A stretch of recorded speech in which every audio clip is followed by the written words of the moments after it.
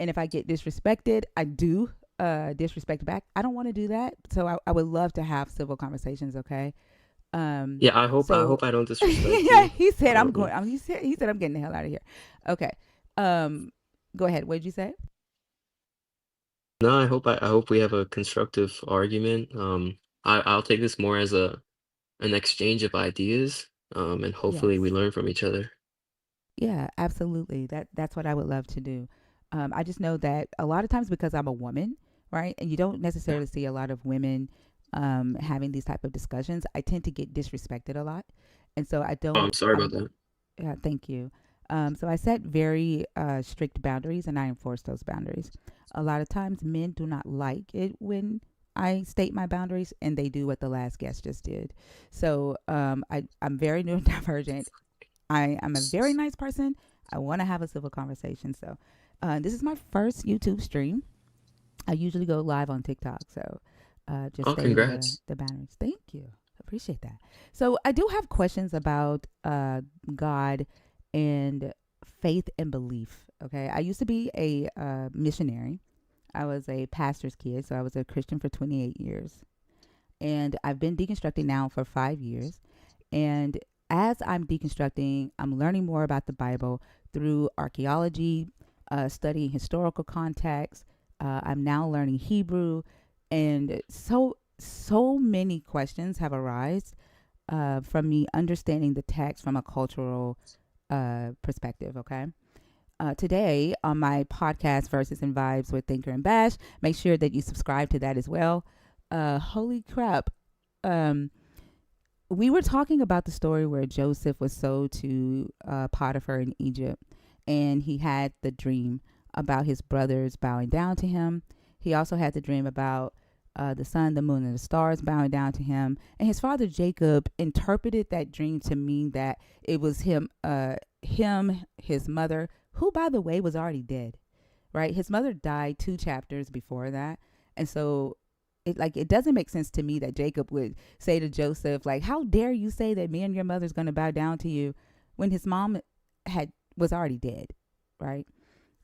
But in this story, a lot of Christians say that this was God's plan, right? Joseph was meant to be sold into Egypt so that when the Egyptians were in Egypt, uh, um, so that it would cause the Israelites to go down to Egypt, right? But when you see the story, Joseph does not mention God. He doesn't say, I had a dream and God said, right, that the sheaves are going to bow down to me. Or God said that I'm going to be chosen and I'm going to be a leader and the sun and the moon and the stars are going to bow down to me. It's all Joseph, right? And his brothers uh, get jealous and they say, how dare you say that you're going to be our leader? It's all human thought, human emotions, human agency. There's no God mentioned in the text. And then the God is just absent. He doesn't speak about this situation at all until later in the text. And so this makes me wonder when Christians talk about, God's plan and free will. Okay, a lot of times Christians will say that God does not control the human, right? Humans have free will and humans do human stuff. But in this situation, if this was God's plan for Joseph to go to Egypt, right? Because of whatever plan he had for the Israelites, then it wouldn't be free will. Like he would literally be moving them, like chess pieces on a chessboard because he's not involved in this at all. There's absolutely no mention of the God. Joseph doesn't mention the God, right? So if it was his plan, then he literally would have to be making this happen. Does that make sense? Yeah, I get what you're saying. Oh, I can't hear you. You're on mute. Nothing to do with his success. He just manifested it on by his own power, right? That's what you're saying? Can you start back over? You went mute, and I couldn't hear the Oh, first part. I can hear you, but Yeah, you. can you hear me? your mic cut out in the middle of what you were saying. Could you repeat it? You hear me? Your mic cut out. I don't think he can hear us. Yeah, I think he Hello? lost us. You did drop down for like 5 minutes and Am I then you came frozen? back up. You're not I don't know the frozen. heck Can you hear anything. anybody? Oh man, if Doesn't only. seem that Can way. I chat him and see? Hold on. What's going on, man? I think he Y'all, am I disappeared for a little frozen? bit. Can y'all like do like a little no so I can know? Oh yeah, okay. What's My going? camera's Can not y'all on. hear her too? I can't I don't know hear if you her, can hear man. me. So Can I you can't guys? hear y'all. while you Can I figure can I out, leave real quick and then come back? yeah, can one of I'll y'all shake your reload. head yes for me? That sucks. Yeah. Okay. So can one of you answer? Do one of you want to pick up since he's gone? Did Can it you hear drop me? off? Yes, I can hear I you. Yeah. mean, I'll talk to you All right. soon. So, can you summarize for me just real quick what the crux of your question is? Yeah. So like when I talk to believers, right, and they talk about free will, for Sorry about example, I that. may say, why didn't the God of the Bible stop a Can y'all hear 9-year-old me from now? being? Yeah, we can hear you, but I Yeah. don't know if you can hear us. Can you hear us? What's going on? I don't think he can hear No. us. But I think it's just on his end. Yeah, I think it's just on his end. Am I the only one who can't hear her? Is No so way. is there like What deafening? is Can going you on? I'm not gonna refresh. I'm gonna join. Okay, so when I talk to believers, a lot of times when I bring up the fact that the God didn't stop a 9-year-old from being essayed by their father, and they'll say, "Well, humans have free will. God does not control or what humans do. He limits his power, right? Because he does not want to violate the free will of the human." That's what they say to me. But in Hey, this hey, thinker. situation, huh? Sorry to jump in. You're getting a Yo, lot I'm of gonna people, take off my including AirPods. Mezzo, Maybe that's it. saying you're very quiet.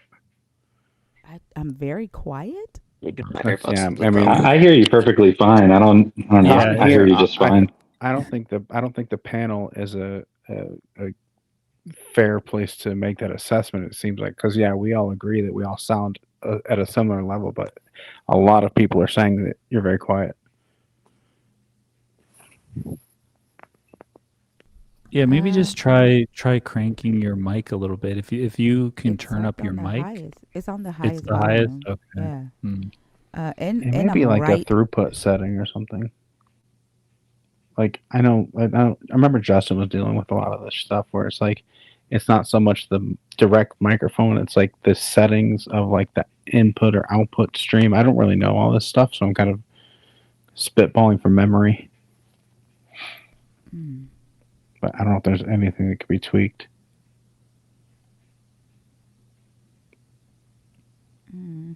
I don't know. Yeah, the first guy we can't hear, and he can't hear us. I think. Look, can you hear me? Yeah, can you hear us? Yeah. See. We I got it. I got you it. Yeah, just you'd have have to to go wait with for the what chat to respond. Chat, yeah, chat knows. I can hear you now. What is going on? What the heck is that? That was very robotic sounding. Turn down the Mezzo saying turn down the browser source on OBS. So that might be the way to do it. Turn Yeah, down the that makes browser sense. source substantially, and then just like people can crank their phones or whatever. Yeah, just put like the browser at like a 70. That's exactly what I came back in to say. Well, Benny, I've got this. Okay, I don't know. No, I'm just teasing. I'm teasing. I just want. No, I appreciate it. You're so right. That should equalize Thinker and then everybody else. It's just everybody else was coming in really loud. Yeah. But Okay, I'm out of is here this because this better? is too many people. To the chat, is this better? Compared to this. Yeah, we'll talk. Thinker, you talk a bit more too, just so they can hear. Put a 1 in the chat. Let me know if this is better. I turned down the browser source to 50% volume. Have we equalized this? Are you sick of hearing Joel yet? Are you sick of Maybe hearing it's not me? better. Oh, I don't know. That's worse. much worse. Like I have no idea. Hmm. Let's see. Is this good? Are we good? Are we good? Well, Are Mezzo thinks we it's better, good? but you're still really low. So I I don't wonder if know. I'm gonna put that it on 2%. How about that? Okay, Is that so better? my mic is working, that might be better. If so, but you're on my 200% now. speaker is Yeah, I'm on working. 200% now. Can you guys hear I'm me? gonna mute myself and turn my TV up because I've got it streaming on my TV. Oh, goodness. Can you guys hear me? Yes, we can hear you. Just sorting out the sound issue here, guys. If you can just pause for a mo. Yeah. Better, better, better. Awesome. Better. We are there. Oh, we are? Nice. Yeah. Okay. Now let's get Okay. into some talking. All Let's right. get into the conversation. Okay. All right. So,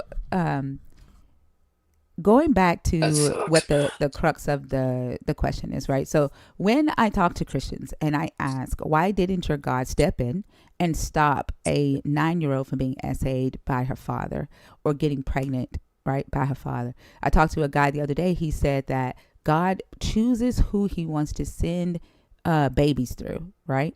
And he says that a 9-year-old being essayed by her father and getting pregnant is the order of God, right? Which is ridiculous, right?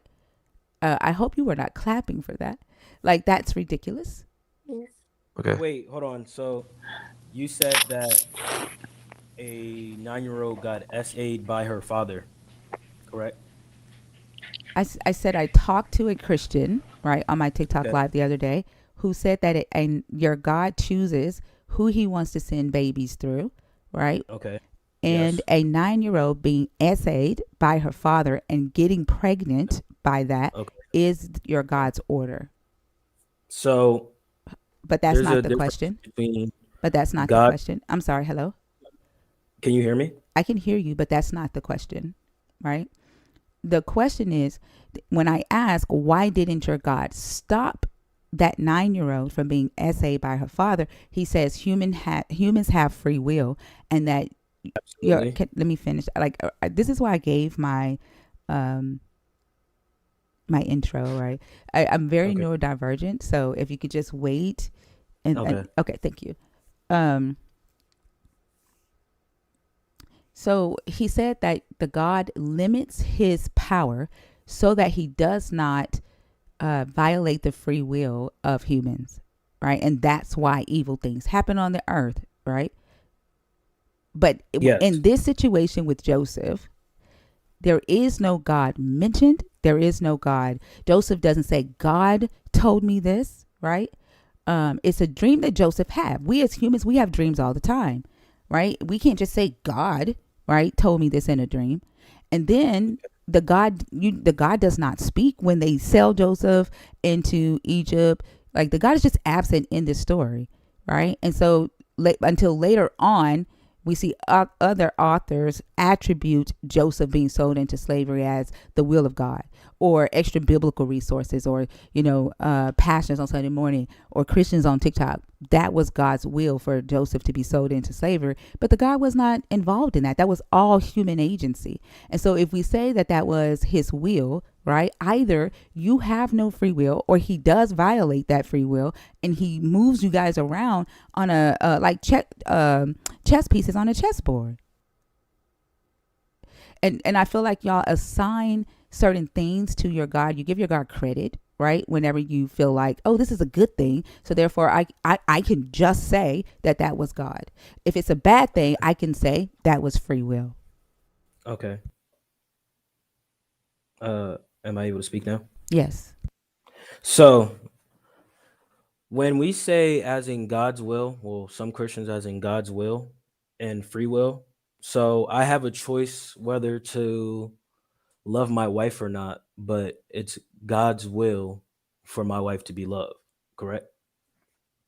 I don't know. Is it your God's will? Because in this Bible, like, women were not loved. They were property. They were treated like slaves. They were sold like slaves. They didn't get to Versus choose. What do you mean verses? Like, you don't know in Exodus 21 where the women were sold into slavery, and the slave master would choose the woman and designate the woman for himself, right? Like, they all were right. chattel. there were no romantic courtships, right? The women didn't get to choose who they married. Exodus 21. Yes, Exodus All right. 21, 7 What through verse? 11. I can bring it up if you like. Give me just a second here. We can read it together. Okay. I mean, it really sets the tone for that in Genesis 3.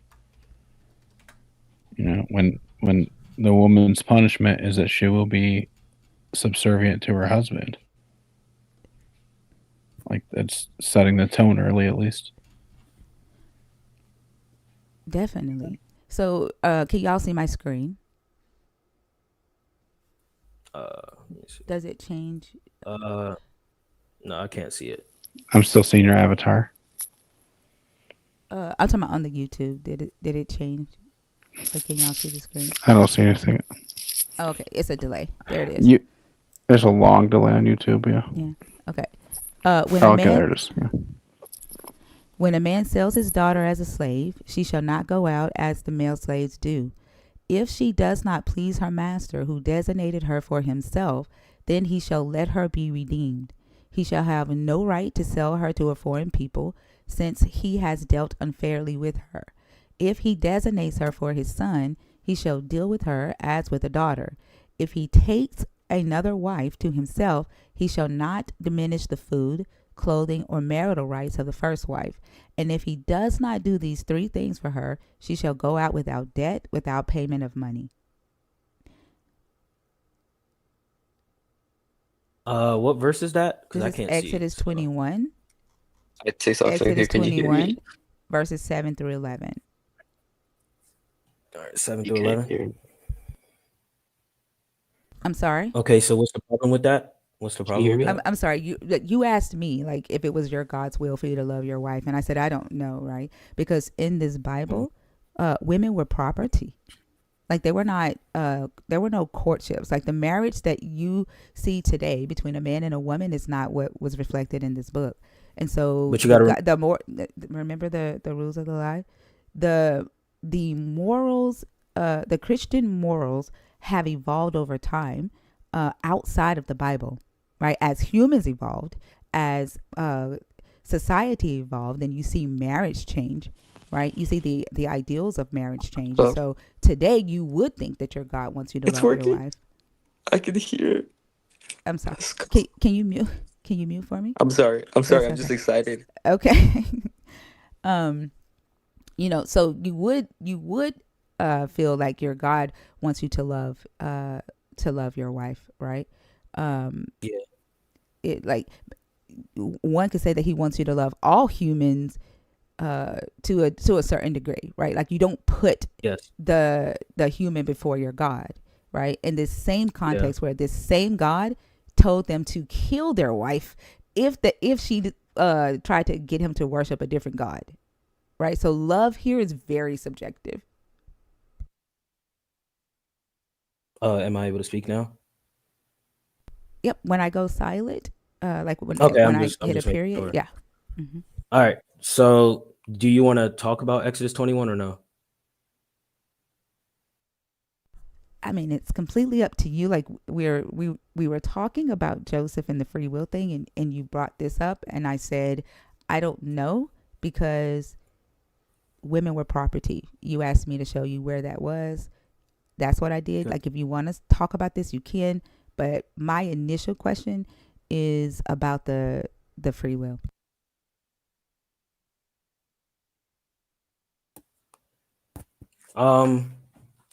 So this verse right here is talking about if a man sells his daughter, and this is Old Testament, so we're not abided by this law anymore. This is only for a barbaric time through the Israelites. Yeah, I don't think I'm arguing that you are bound by this law. Like no one treats their wife Okay. well. No one is buying their wives today. Like Okay. you asked me if the God, right? This is for I'm sorry. female slave. It doesn't say I'm sorry. wife. It What says is female happening right slave. now? Yeah, No, I'm saying try to keep in mind that when Thinker is talking, you need to stay quiet, and then you can respond. Like it's not that hard to do. It just takes a little patience on your part.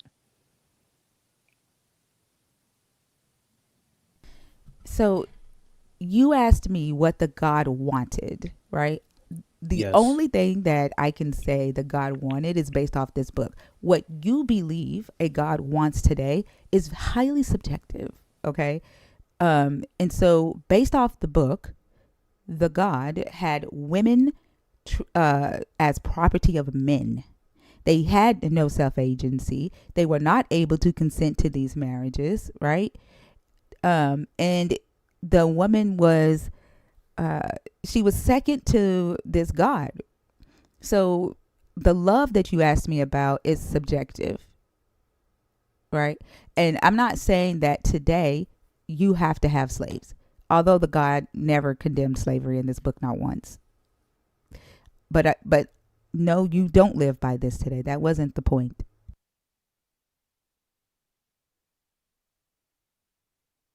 Okay.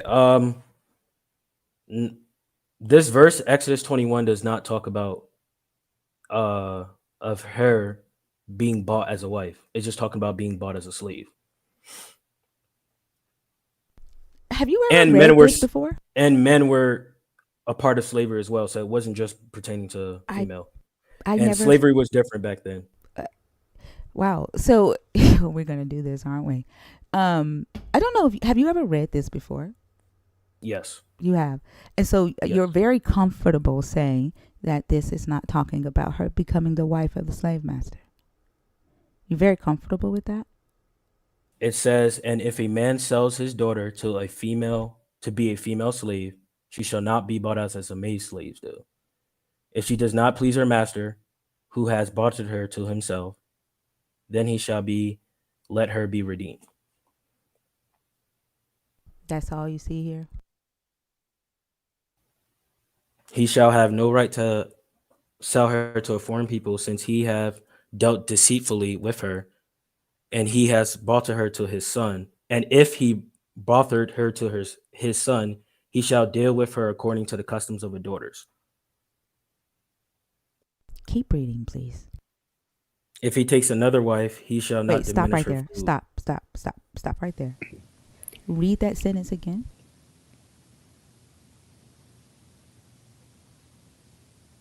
Read the very first part of verse 10 again.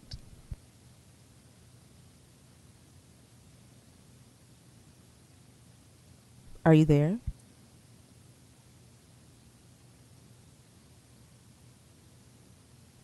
Did I lose you? I don't know what happened because like the number of boxes is going in and out. I could come back in. Well, I think this is his argument, right? About the slavery. Did he drop or Maybe I came in and he left. I don't know. he was in the middle of There's still, reading? but there's one more Oh, box up here than there was. There were five, now there's six. well, maybe he's having the same issue I was having with the noise. No, he's not in here anymore. Oh, he's gone? Yeah, I don't Yeah, no, see him. because I remember there were 8, and now I see 7.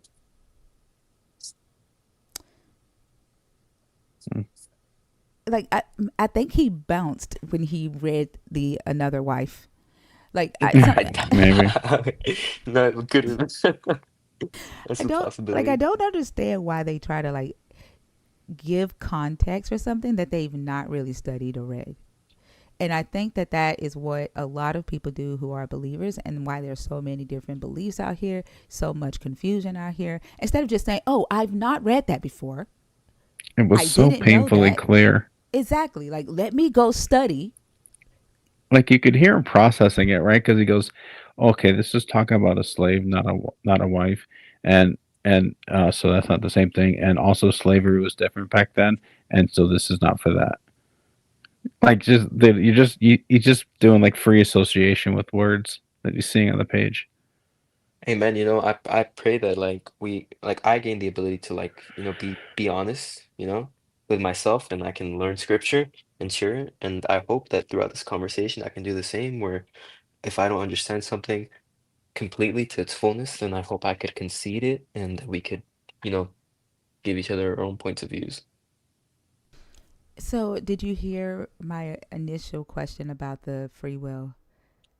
I heard I got up to Joseph's dream, and how it was his volition to, or if it was God's dream that made him uh reach his status, where the suns and the stars bow to him. That's what I heard, and then I started having audio issues.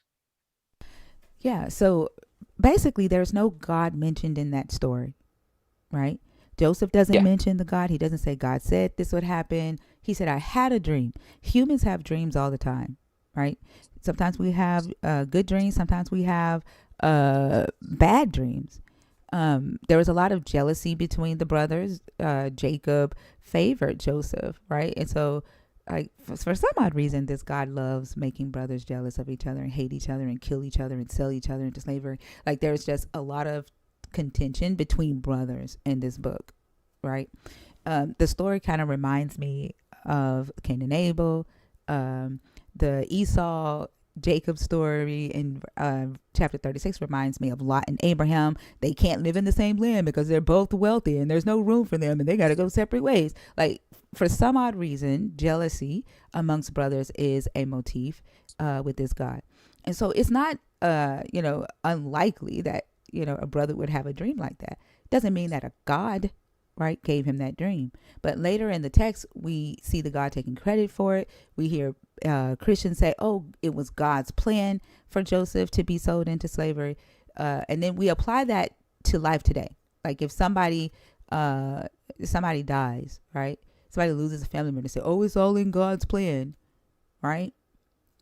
But if somebody were to kill the person, and we say, why didn't God stop the person? Free will. Humans have free will. God limits his power, right? So that he does not violate the free will of humans.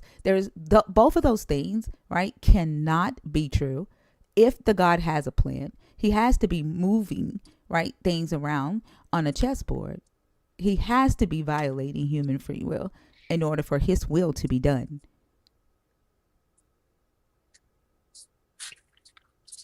Yeah, I completely agree. I think that we all have free will to a certain degree. I think that Jesus or God can intervene um, in order to accomplish his will, and I don't think that's necessarily a complete violation of our free will. In regards to your um, thoughts on conquest and jealousy between brothers, I think it's really foreseen. Like, it's foreseeing how man and tribes go against each other. In the sense of dreams, I think that if I can slow down a little bit, I think that the dreams that Joseph foresaw could have really been just his emotions of being like, hey, my brothers do this. But then again, if you think about it, it's also his parents. Is his parents bowing down to him? And it's not really literal. It can also be seen as a way of seeing status and authority. So, and that it was accomplished. So this dream was prophesied, and it was accomplished later on in his life. So you see how But you're Joseph saying the saw. same thing that I'm saying. Sorry. Like, Oh, no, no, you're just repeating the same thing that I said Christians say, right? And not really addressing the question. Like, I no. know they I'm say, sorry. It's because I didn't finish. I'm sorry. I'm also like you. I have that. I forgot. I don't really. I never knew I was like that. But I guess I'm the same way you are. yeah, I but didn't I know I want to had make a sure name to that you that. stay on topic. Like, you're Yeah. you're kind of repeating what I've already said. Does that make sense? Okay. Okay. Yeah. Can you clarify so I can not say that again? Yeah. So, What like, what is it exactly? so we already know, right, that Christians Hmm. believe that this dream was prophesied, right? We already know that, right? Except there is no God in this story. This is just human agency. The issue is humans saying God did, God said, this was God's plan. That's the problem. There's no God in this story.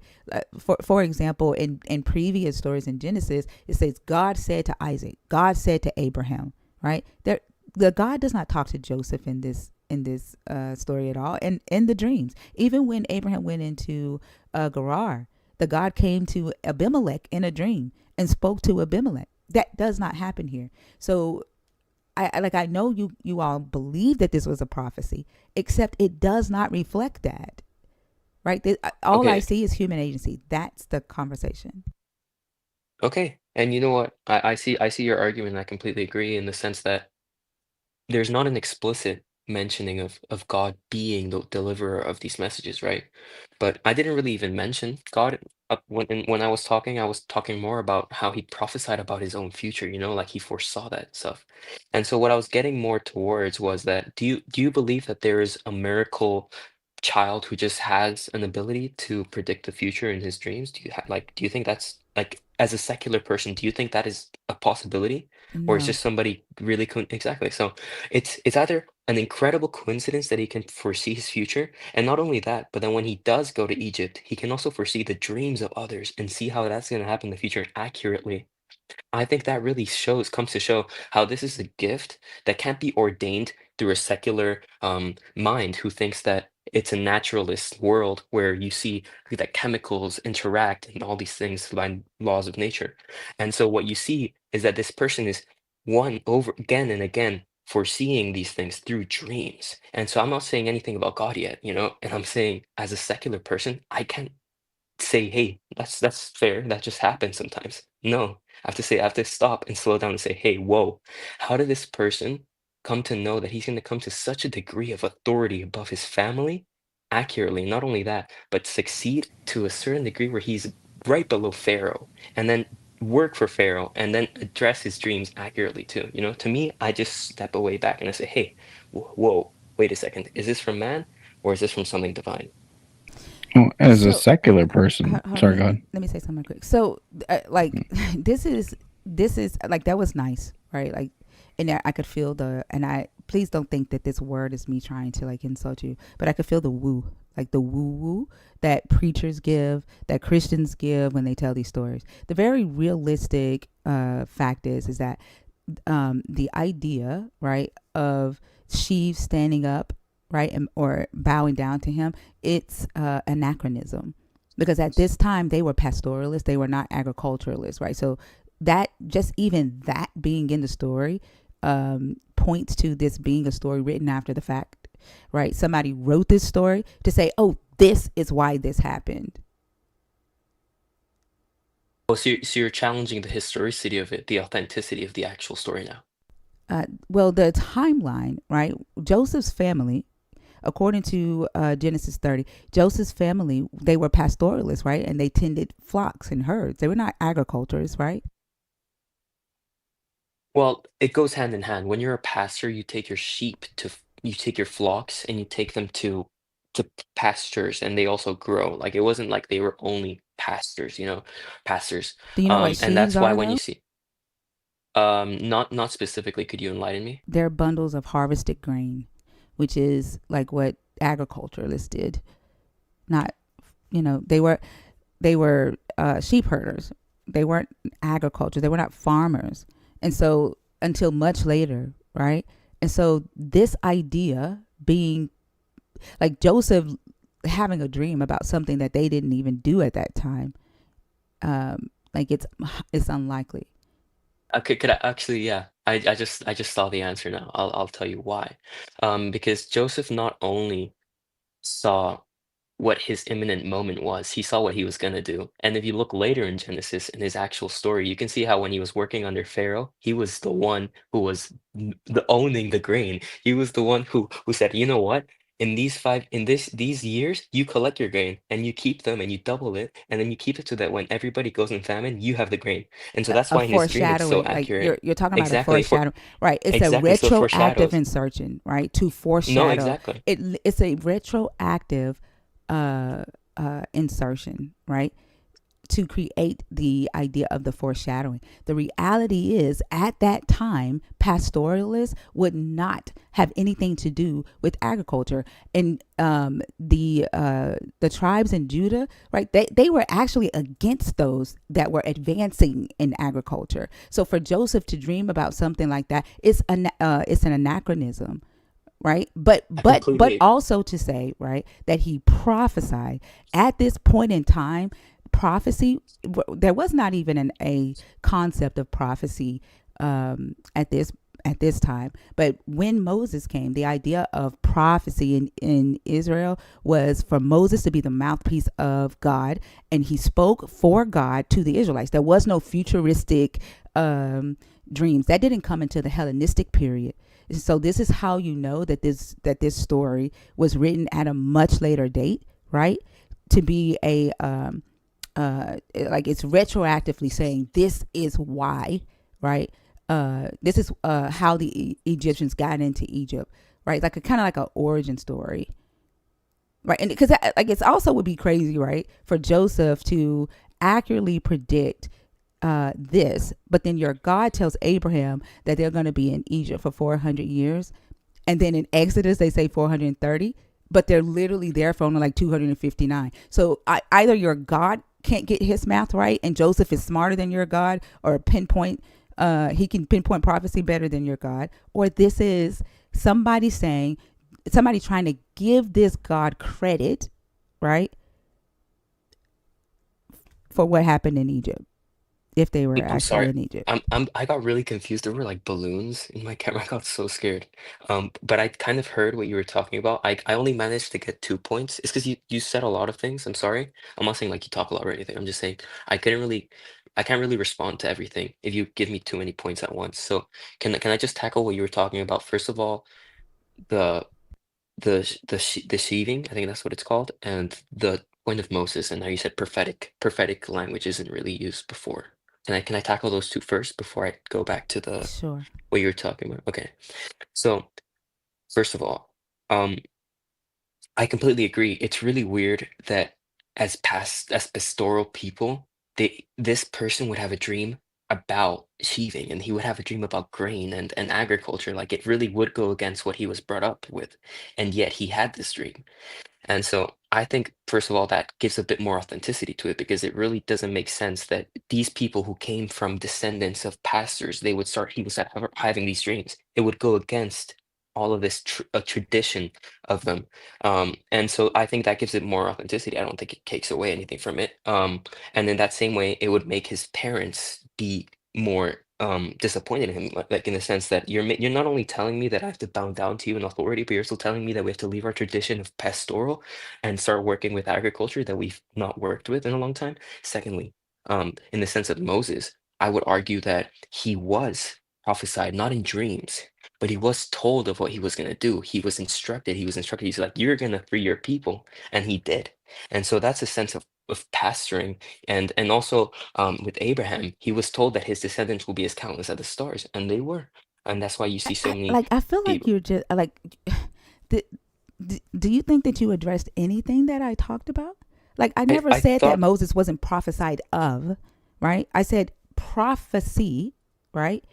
In Israel, prior to the Hellenistic period, did not include futuristic tellings, right? It wasn't, or interpretation of dreams. That was not a concept prior to the Hellenistic period, right? A prophet in Israel was, first off, was Moses first, and it was the mouthpiece of the God, right? He was the intermediary. That's what a prophet was. That didn't change until later. I'm not saying that the story doesn't say that Moses will set the people free, and that wasn't even a prophecy. That was the God telling Moses that. Like no oracle or sage came to anybody and said this child would be the leader of the exodus of the Israelites. That wasn't prophesied, but the God spoke directly to Abraham, right? He came to Abraham in a dream and told Abraham that your descendants will be foreigners and slaves in a foreign land for 400 years. And he got that wrong. The text even debunks that. That's my point. okay. So we can talk more about the inerrancy of this of the his of the what's it called, the message that he brought to Abraham afterwards.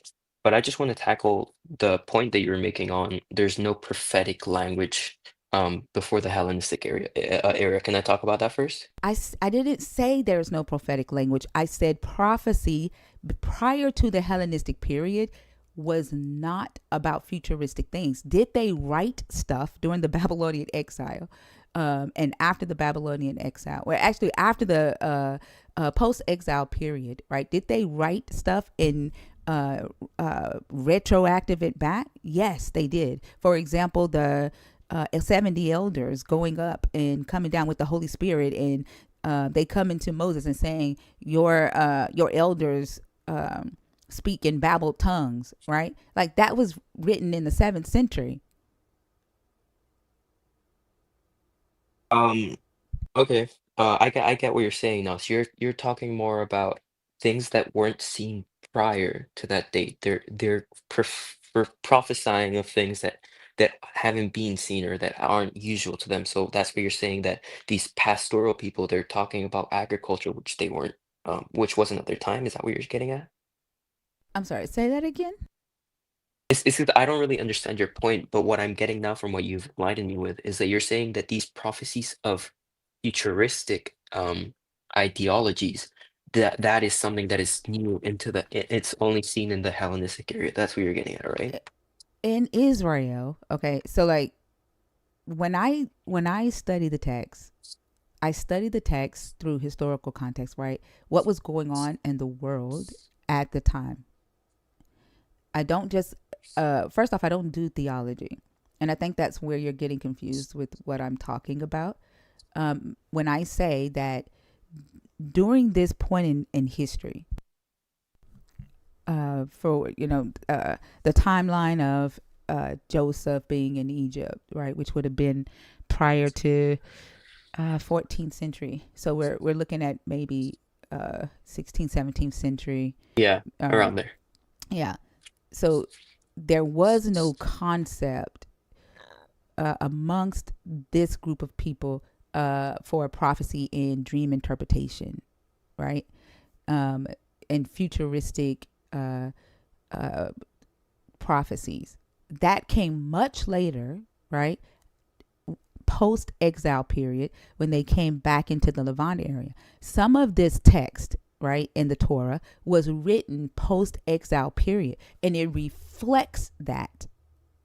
So when they're writing from that perspective, from what's happening and what they know, right, in that point in history. But they're also trying to write from as if the text was written 2, 3, 4, 500 years prior.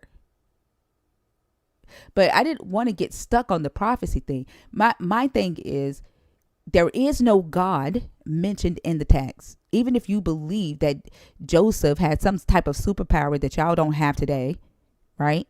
Even if you believe that he was some superhuman, y'all still say that it was your God's plan. Like, we've literally gotten all the way away from your God to talking about Joseph and his superpower. If it was your God's plan, right, then that would mean that your God violates free will and that your God moved them around like chess pieces.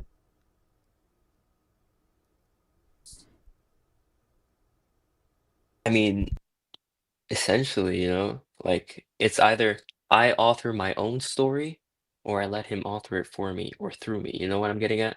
I get exactly what you're saying. You're saying that the agricultural means of what his dream entailed wasn't for that time. And so you're saying that that was written afterwards and it was written as a story because it wasn't historically accurate for his timing. Is that what you're saying? Yes, much like a lot Okay. of the Torah was written during the Okay. 7th century and after. But like, it's hard because you want to talk like it's like you have these rose-colored glasses on when you talk about this text and this God, instead of just like dealing with the text itself, right? And I'm so sorry. that's okay. And I don't know if this is like new to you, to kind of look at the text and see what it says, right? And the reality of it is that this God is not involved in the text. There's no God there. I mean, yeah, you're right. I'm really new to this. This is my first time like coming on a live stream and getting to know different points of views and perspectives. And so yeah, I don't think I'm really what's like seasoned with this kind of interaction, but I'd love to get used to it. And so yeah, I'll go back to the topic, sorry. So what I was talking about is that now we have two options. We either have the option that Joseph has a superpower, or he got really coincidental, like he was just it was really lucky with his dreams, right? Um, and so, or there's a third option, and that's God, but we don't want to talk about that. We want to talk about either he's lucky or he got superpowers, bro. So No, I I do really, want to talk about your God. That the subject isn't Joseph. Like that's oh, the thing. You keep okay, going back to okay, awesome, Joseph. The awesome, subject okay, is your God, right? And yeah, how you all just assign credit to your God when it suits you. And then you assign free will to what you don't want to say your God did, right? For example, let me see if I can give you something a little bit easier than the Joseph story. Um, are you familiar thank with the you. story of Abraham when he went into the land of Gerar and he tricked the Abimelech king, um, and said that About Sarah, Sarah? yeah, Yeah, okay, Abraham lied, yes. yes, and your God was willing to kill an innocent man who acted out of the integrity of his heart, and instead of addressing Abraham's behavior. And when I bring that up and how immoral that is, right? That your God says, oh, because Abraham is my prophet, right? I'm going to still protect Abraham, but I'm going to kill the one who acted in integrity, right? And then they say, well, it's Abraham's free will. Abraham is the one who lied. It's not God's responsibility to address Abraham or punish Abraham, but it's okay for him to punish the Abimelech king who acted out of full integrity. Yeah, I completely agree. If I were put in a situation where I'm suffering because somebody else lied, I'd definitely be angry, right? But then you have to look back at it. Did the king die? Like did the king die? He literally, right, struck him sick. He made his wife barren, and then he struck every female slave in his land with barrenness, and then made him go to the liar and ask the liar to come to him and pray to heal him. I mean, yeah, then again, like I completely agree. Like for me, at these times, I don't think that that would be fair to me, right? And I see where you're coming from. But then again, you have to look at the person who Abraham was. He was the person who was willing to nearly sacrifice his son. And that's again, that's another topic we could talk about. Where he's the type of person where he would follow God's instruction to the point where he would almost kill his son. And like that's a proof of his that's a test of his faith. And so that's the two type of people I'm getting at. But then again, you're Except talking he about did. slaves, you're talking about wives, all these people who suffered because he lied. And then again, I don't think if my actions had consequences like that, and it wasn't directly affecting me, it would really indirectly affect my heart. I would be guilty, right? And so for that reason, um, he could have been angry. I think Abraham could have as easily he could have just said, "Hey, I'm not gonna pray for you. You took my wife, and I'm He angry didn't take because." his wife. Abraham lied. I know Like, exactly. But he but do could you have see been how you're he could have been focused angry on? though. Do you see how you're focused on like justifying Abraham's immoral action? He was a deceiver, right? And it wasn't the Yeah, first exactly. That was a time. lie. Wasn't but do you see how you're like, but Abraham is this, but Abraham was willing to kill his son, right? And do you realize that Abraham did not stop to think? He didn't ask any questions. He was willing to kill his son, right? For the promise of wealth, power, and fame, right? No second thought. But when he was promised Ishmael, he was like, but wait a minute, how am I going to know that you're actually going to give me this child? And then him and God did this crazy ass ritual, right? Where the blood ritual where they cut the bull and the God walked through the fire pot, right? He stopped. When this God made this promise to give him an heir, right? Not Ishmael. When he made the promise to give him the heir for Isaac, he was like, wait a minute, how I know you're gonna actually do it? He didn't do that when God told him to sacrifice Isaac. He didn't ask any questions. Like, you see that as better? No, I told you. I admitted like, yeah, to me that would be unfair, you know? But then again, like, What would be look, sorry, unfair? sorry. It's just it's a lot of information. So we were talking about Abimelech, and then we started talking about Ishmael, and I got really No, you lost brought there. up Isaac. You realize that, right? No, I brought up Isaac, and that's why I put myself in this whole loophole. That's why. Well, you brought up Sorry. Abraham and why it was okay that Abraham was a liar. Oh no, I'm not saying lying is good. I'm not saying Abraham. I was just what I was doing there. Thank But you for that you bringing were it back. doing that in service of excusing the lie. Oh no, I'm not excusing a lie. What I was trying to do was I was trying to study the personalities of each character that we're seeing in the historical documents.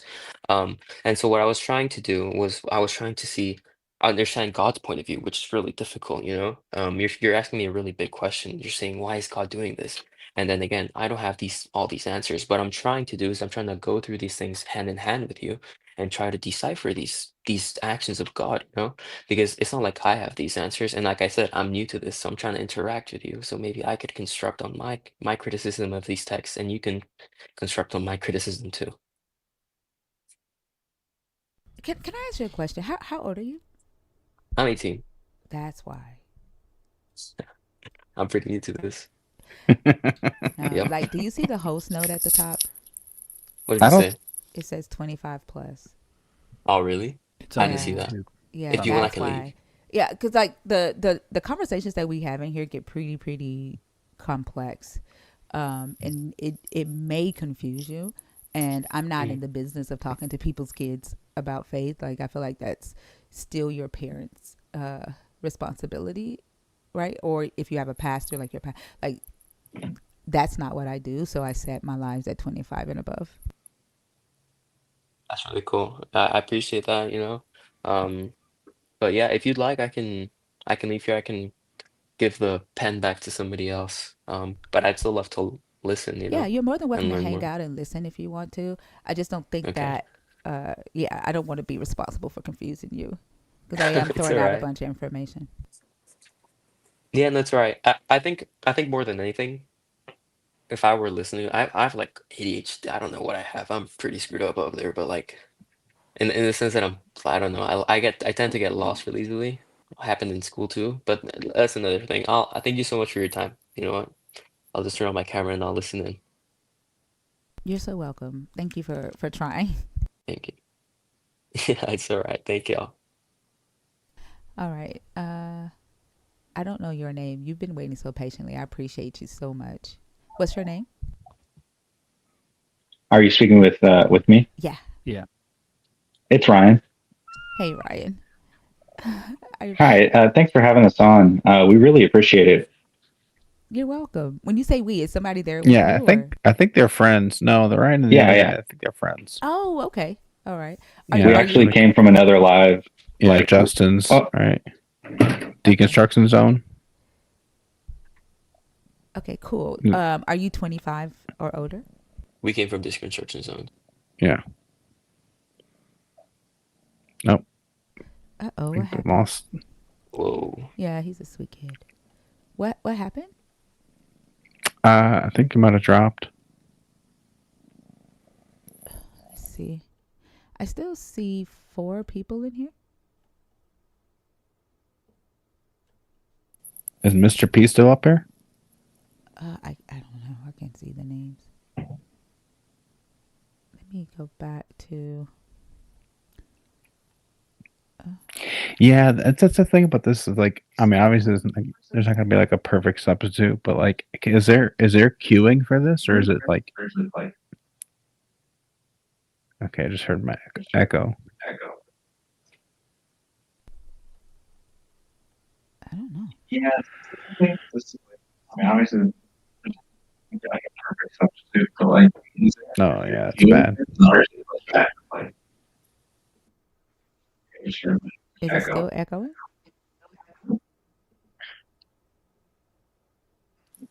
Yeah, I don't want to talk FYI, too much because I Thinker, keep I hearing dropped myself out back. of that other one, and Do you not hear it? I'm gonna head to bed. So I'll obviously, Okay, now still I room don't. here on Discord if you need it. know if you can hear me. Okay, thank you, Joel. Have a good night. I think Good that night. Joel entered the Discord chat. That might have been why you heard an echo. My bad, chat. I noticed that she's a sneaky killer. What? Moi?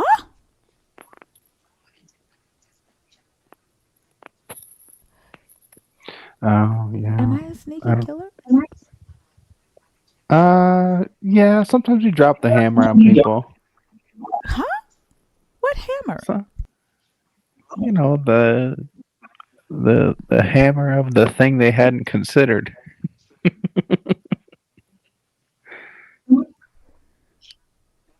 You know, you kind of walk people down a primrose path sometimes, and then did you not hear that? I like I I talk about the text. Like I don't know. No, I'm not saying it's like, you know, deceptive or sneaky or anything, but there's Who just, is you know, see, it's really, it got really bad. I don't know what happened. It's you. It's coming from you. When I mute you, it stops.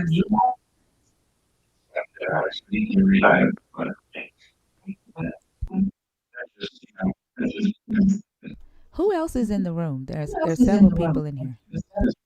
Hello. Hi, how are you? I'm good. How are you?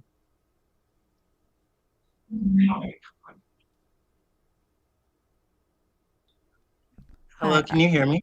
Yes. For some reason there is echoing now. Hello. Oh, this is terrible. I'm good. How are you? I see. Okay, can you hear me? Hello, can you hear me? Yeah, I don't know what that is. Hello. Oh wow, that is really bad. How are you? I'm doing good. Give me just a second. Let me figure out what's going on with this sound. Yeah, no problem.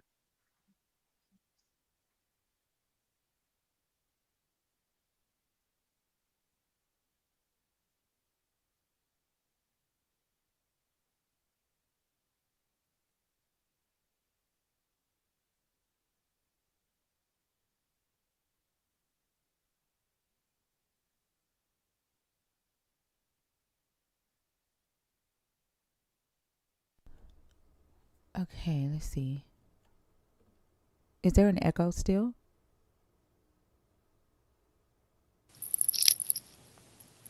Is there an echo? I got you. Hey, you. Can you hear me? Yeah, I can hear you. Okay. To the guest, are you there?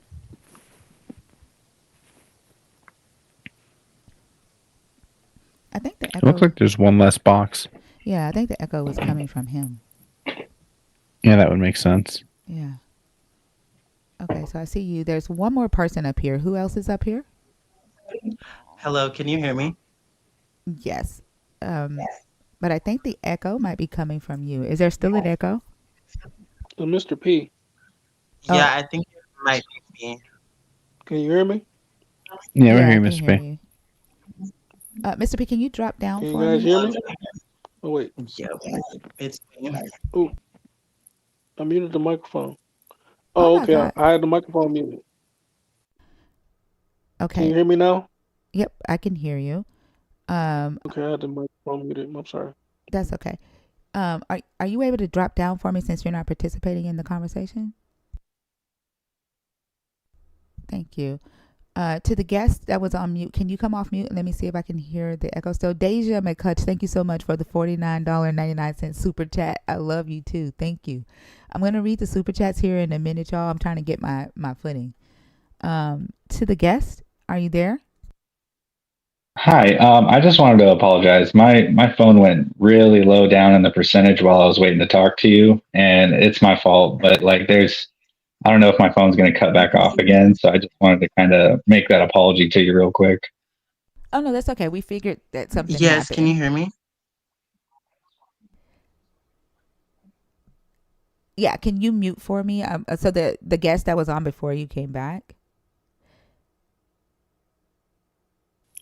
They both sound pretty young. I mean, I'm assuming if he's friends with the other guy, maybe do an age check. But I'm 31. Oh, okay.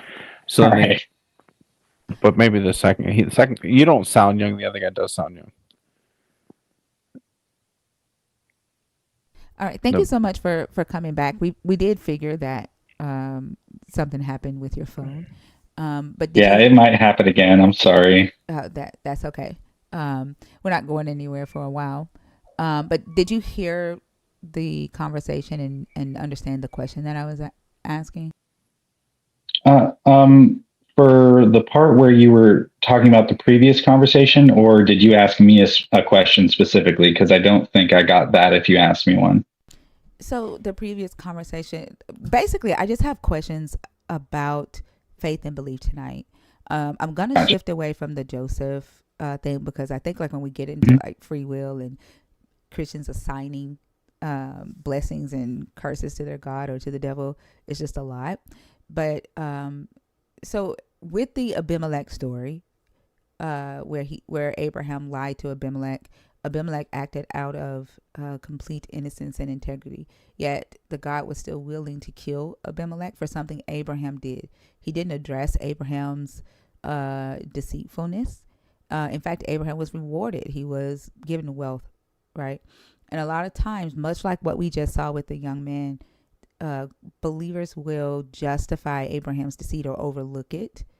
And I just don't see how people can say they get their morals from a God that takes the side of a deceiver, right? And then tells the person who's acting out of integrity to go to the deceiver and ask that deceiver to pray for them.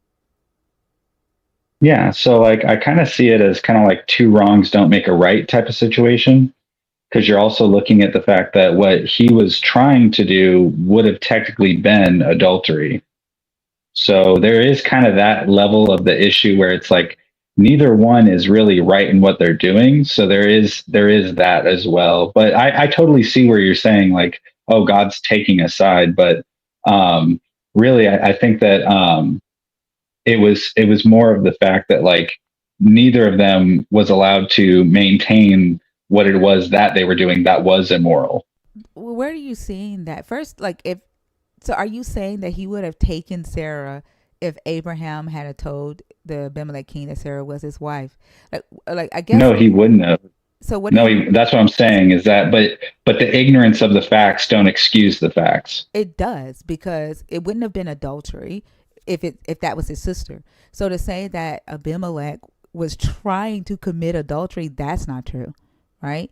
No, that's only if we believe the deception, though. Like if we believe what Abraham said, and it's like, oh, well, that's just his sister, then it wouldn't be adultery. But the fact that that was a lie, and that the truth is that we know it was adultery. Like we know that that would have been adultery, because we're like from our perspective as the reader. No, that's only if we believe the deception, though. Like if we believe what Abraham But that's said, not how like, guilt works in a situation like that. You can't expect the person being deceived to also have the right knowledge of the situation and therefore be accountable for actions taken in light of those. No, what it's saying though is that he was held accountable for actions that even like, for example, his actions were held accountable by the truth of the standard, not by the deception of the standard. No, because like, I'm sorry, did y'all not hear the echo? Like, did not hear that whole conversation repeat back? Yeah, no. like the chat is saying that they heard the echo. Like there was an echo and it repeated the whole conversation back that we just had. So, and I wasn't able to respond to anything. Sorry. Okay. That's okay. No, I didn't know. I didn't hear a thing. So saying that if you believe what the story says, right? Like we know that Sarah was Abraham's wife. Abimelech, the story says Abimelech didn't know that because Abimelech does not know Abraham or Sarah, right? So Abimelech was not trying to commit adultery. That's the whole purpose of the story, saying, I acted out of full integrity of my heart. And the God telling Abimelech, I know you acted out of the full integrity of your heart. That's why I kept you from sinning against me. And that's why I didn't let you touch her. But we Exactly. can't put any onus on Abimelech for what Abraham did. None. No, but it is holding a standard of truth. So it is saying that, like, even though you were lied to and you were acting in the integrity of your heart, you can still do things that are wrong, and God is still there trying to prevent that from happening to you. No, he punished him for that. He did not punish Abraham for doing the wrong thing and for putting Abimelech and all the people in his land in that position. Like, the only person that got punished in this was the victim of Abraham's I'm sorry, but deceit. you did say that just a second ago that he was prevented from being killed. Yeah, but he was struck with sickness. His wife was struck barren. All the female slaves in his land were struck barren. And so he told and that is punishment. That is punishment. Right, and that punishment was for a purpose, though, also, so that he wouldn't get struck. No, it wasn't. Even if that, let's say that is the case. What did your God do to Abraham for telling the lie? Abraham had to confess to his lie. To who? To Abimelech. To the guy who he was worried could kill him. Oh, so go and confess to your lie. Like, Abimelech went to Abraham and said, why did you do this thing? Right? Nothing happened to Abraham. Your God did absolutely nothing to Abraham for being deceitful. Things absolutely that are wrong, nothing. God is still there trying to prevent that from happening to you. No, did y'all hear that echo? He did not punish Abraham for doing the wrong thing and for putting Abimelech and all the people. Yeah, I'm hearing that echo. Yeah. Like, the only person that got punished. Why is it doing that? So there's like a lot of people talking around while you're talking, and I can't really hear what you're trying to say because I've got people talking. That's the echo we're dealing with. Oh, I think I accidentally hit start replay buffer on the screen. I don't know what that means. In OBS, I think I accidentally hit start replay buffer, and maybe it won't. So it was like anymore. Playing back. Yeah. So I turned that off. I think I accidentally clicked the button while I was clicking on the screen. But go ahead. I'm sorry. What's your name again? Because I want to. What's your name? Hi, I'm Ryan. Ryan. Okay, go ahead, Ryan. And I gotta confess, I don't have your name. I'm Thinker. Okay, so we're just going by the username. I got you. Yeah. And so, like, the last thing I said was, like, this God didn't do anything to Abraham for the deceitful act that he did, but he was ready to punish Abimelech for being Abraham's victim. Yeah, I don't really see it as like he has to punish him in that instance. Like, I don't really see why he would have to punish him. For why would, so if you don't see why he would have to punish punish Abraham for being deceitful, when this God says he hates lying lips because they are an abomination to him. And here is Abraham having lying lips. Right? Right. And your God is protecting these lying lips while willing to kill innocent lips. It's the complete opposite of who he says he is. Yeah, I see what you're trying to say on that, but I don't see, like, I still, like, if everything happens the way that it says that it happens, I don't see where we're upset at the situation. Because I see where you're saying that. Well, I mean, like, where the issue is necessarily coming from, because, like, Let me put it in today's terms. Let me put it in today's time. Okay, so a pastor comes to you and lies to you, right, and puts you in a bad situation where your daughter ends up, you get in a car accident and your daughter gets hurt and her life is hanging in the balance, right? And then the God comes to you and says, you shouldn't have done what you did, and now I'm going to kill you and I'm going to kill your daughter unless you go back to the pastor and ask the pastor that lied to you to pray for you so that I heal you and your daughter. Are you going to be like excited to go back to the pastor that lied to you and put you in that situation? There's kind of a disconnect in the similarity that you're putting there, because with Abraham, he was scared to tell anybody because he thought that the people would murder him.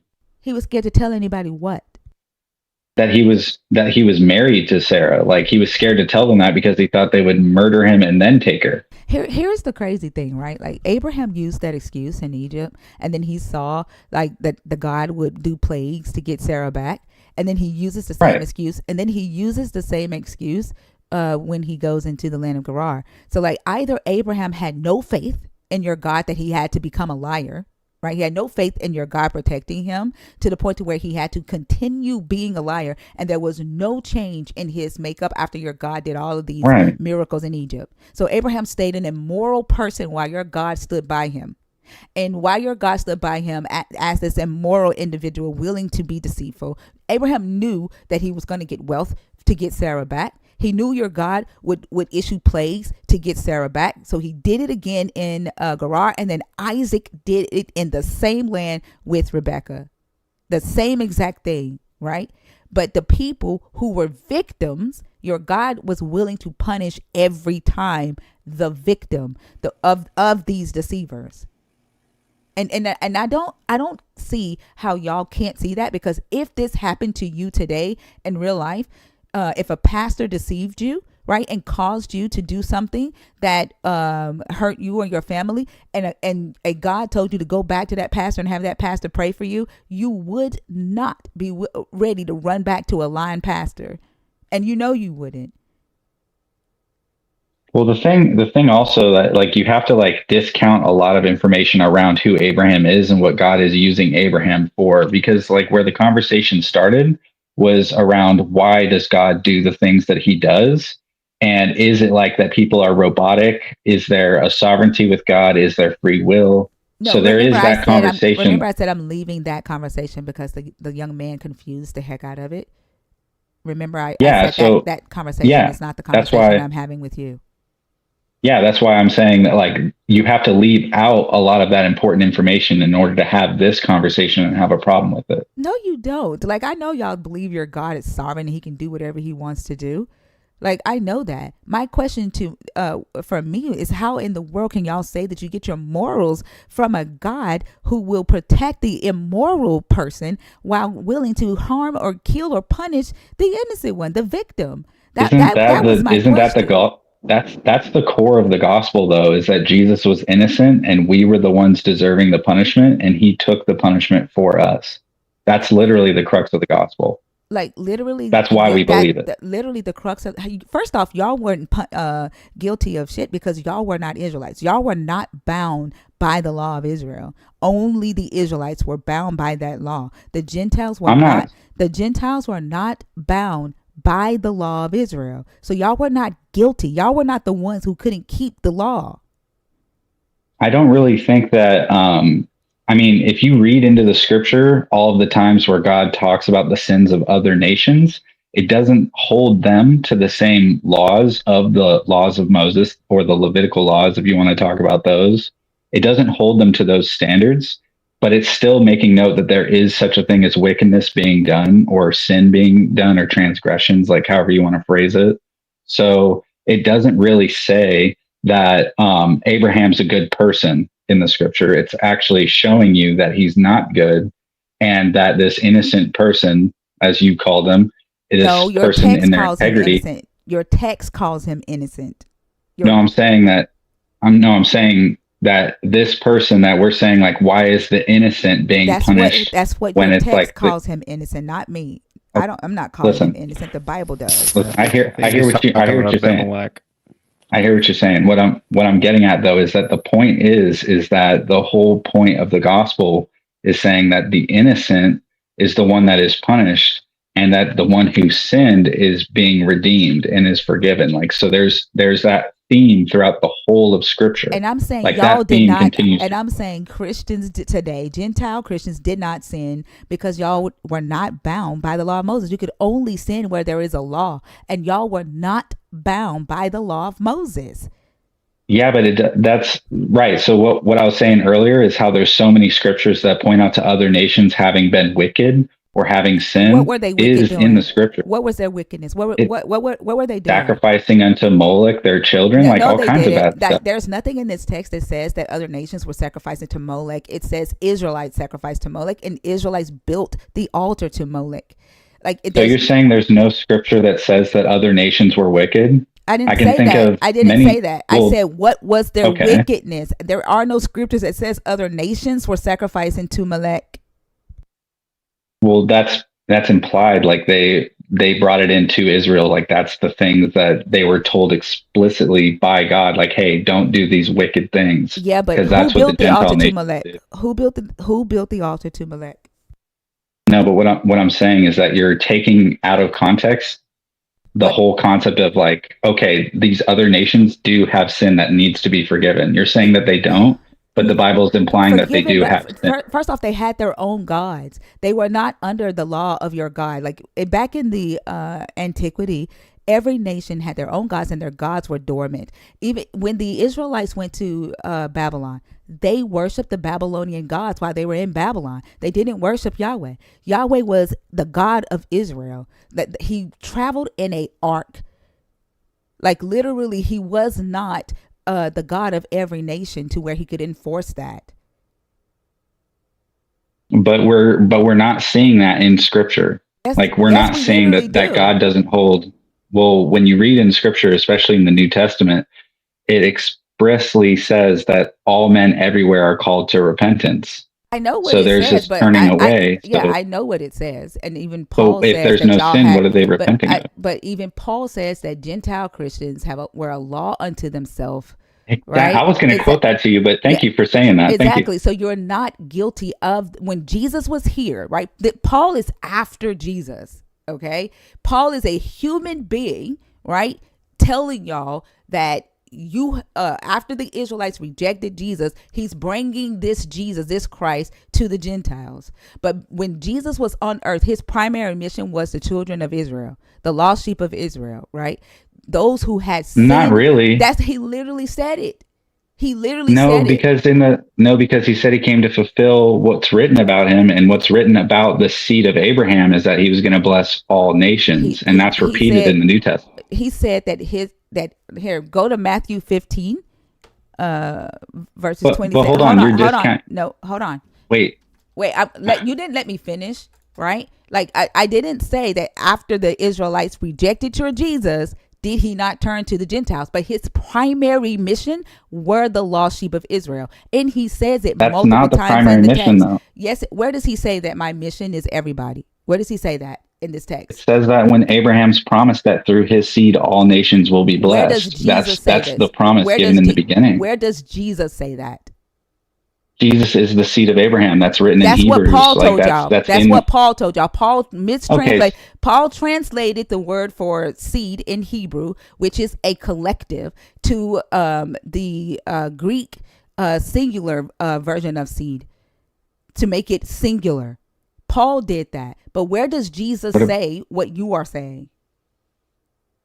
What I'm saying is that you're discrediting what's written by those that believe in Jesus in that point, because it's like, okay, well, what was Jesus's primary mission? And then you're saying, well, we can't listen to Paul, even though Paul was the primary one. Is Jesus not more primary than Paul? I'm asking you, what did Jesus say?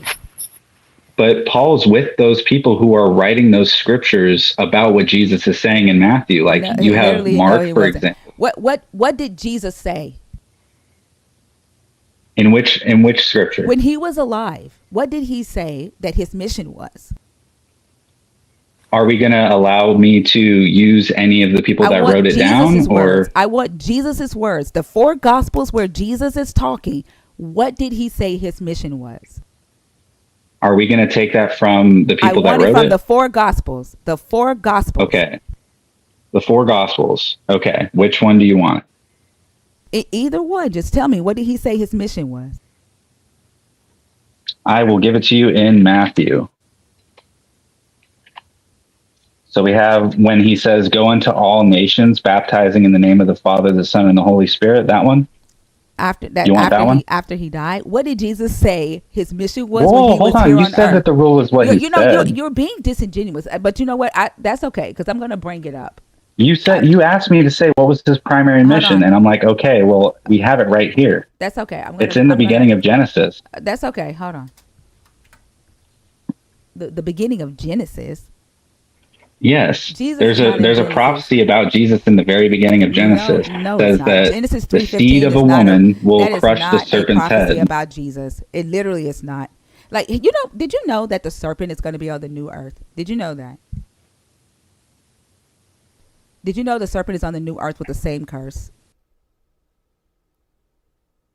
So back to what we're talking about No, you is brought the up Great the you Commission. brought up this prophecy. You brought up this prophecy. Okay, Now when I okay, we can address talk about it, the prophecy. It's fine. I'm going to say, okay, so we're going to talk about the prophecy. It says the seed of a woman, right? Now, what is the seed of a woman but a person born from a virgin, which is talked about in Isaiah, which is it a doesn't say prophecy anything about about a Jesus. virgin in that. Like, it doesn't say anything about a virgin in Seed of a Genesis woman is a 3:15. virgin. No, it's A not. seed of a man is. No, it's not. How is it not? How is How the is it seed of a not? woman a virgin? Please make that make sense to me. Okay, so what is the seed of a man? It's sperm. Offspring. Right. So what is the seed of a woman then? Her It's not zygotes, sperm, her right? eggs. I know. Right. So if someone comes from just the zygote, It doesn't that's have a anything to virgin do birth. with it. No, Does no, it- the hell is does not. the- You does somebody can come have from a just seed. sperm? You can have a zygote and have about 5-10 men. You don't have to be a virgin. What I'm saying is that it's expressly telling you that it's not the seed of a man. It's not coming from men. It's not coming from a man's relation to a woman. It's coming from a woman without relation to a man. It's either talking about humanity or the Israelites. Like, it's not talking about just Jesus. But this same, give me just a second because I only talk to one person at a time. This same prophecy, this same curse, right, where this God is talking to the serpent. For one, you never see a change, right? From the serpent. When he's talking to the serpent, he's like, you this, you're this, you're, right? The subject is always the serpent, even from the time that he says, on your belly you will crawl, and dust you shall eat all the days of your life. That same serpent, right, with that same curse. About the Jew and the Gentiles. I'm talking. Please do not interrupt me while I'm talking. Like, you this, you're this. I'm not saying anything. Not you. I There's don't hear somebody else on anybody. the live. There's some. I think they might be in Discord. I don't know. Discord? Yeah. Okay. Can you mute yourself on Discord, please? I only talk to one guest at a time. Can you mute yourself, please? Oh, hold on. Can you mute yourself on Discord? I only talk to one person at a time. Okay. Are you there? Which Discord I'm are you? listening to. Hang on one second. Which Discord are you using? Joel's? Yeah, he's in Joel's Discord. Oh, okay. Can you mute him for me? I you're gotta not make my in way there. back there. Let me see. I muted him. I hope that worked. I don't know. Can you hear me? I can hear you. Ryan. Okay. That same serpent is on the new earth in New Jerusalem and Isaiah's prophecy of New Jerusalem with the same curse, eating dust. In chapter 65? Chapter 65, verse 22 or verse 23. No, is it 65, 25? Hold on.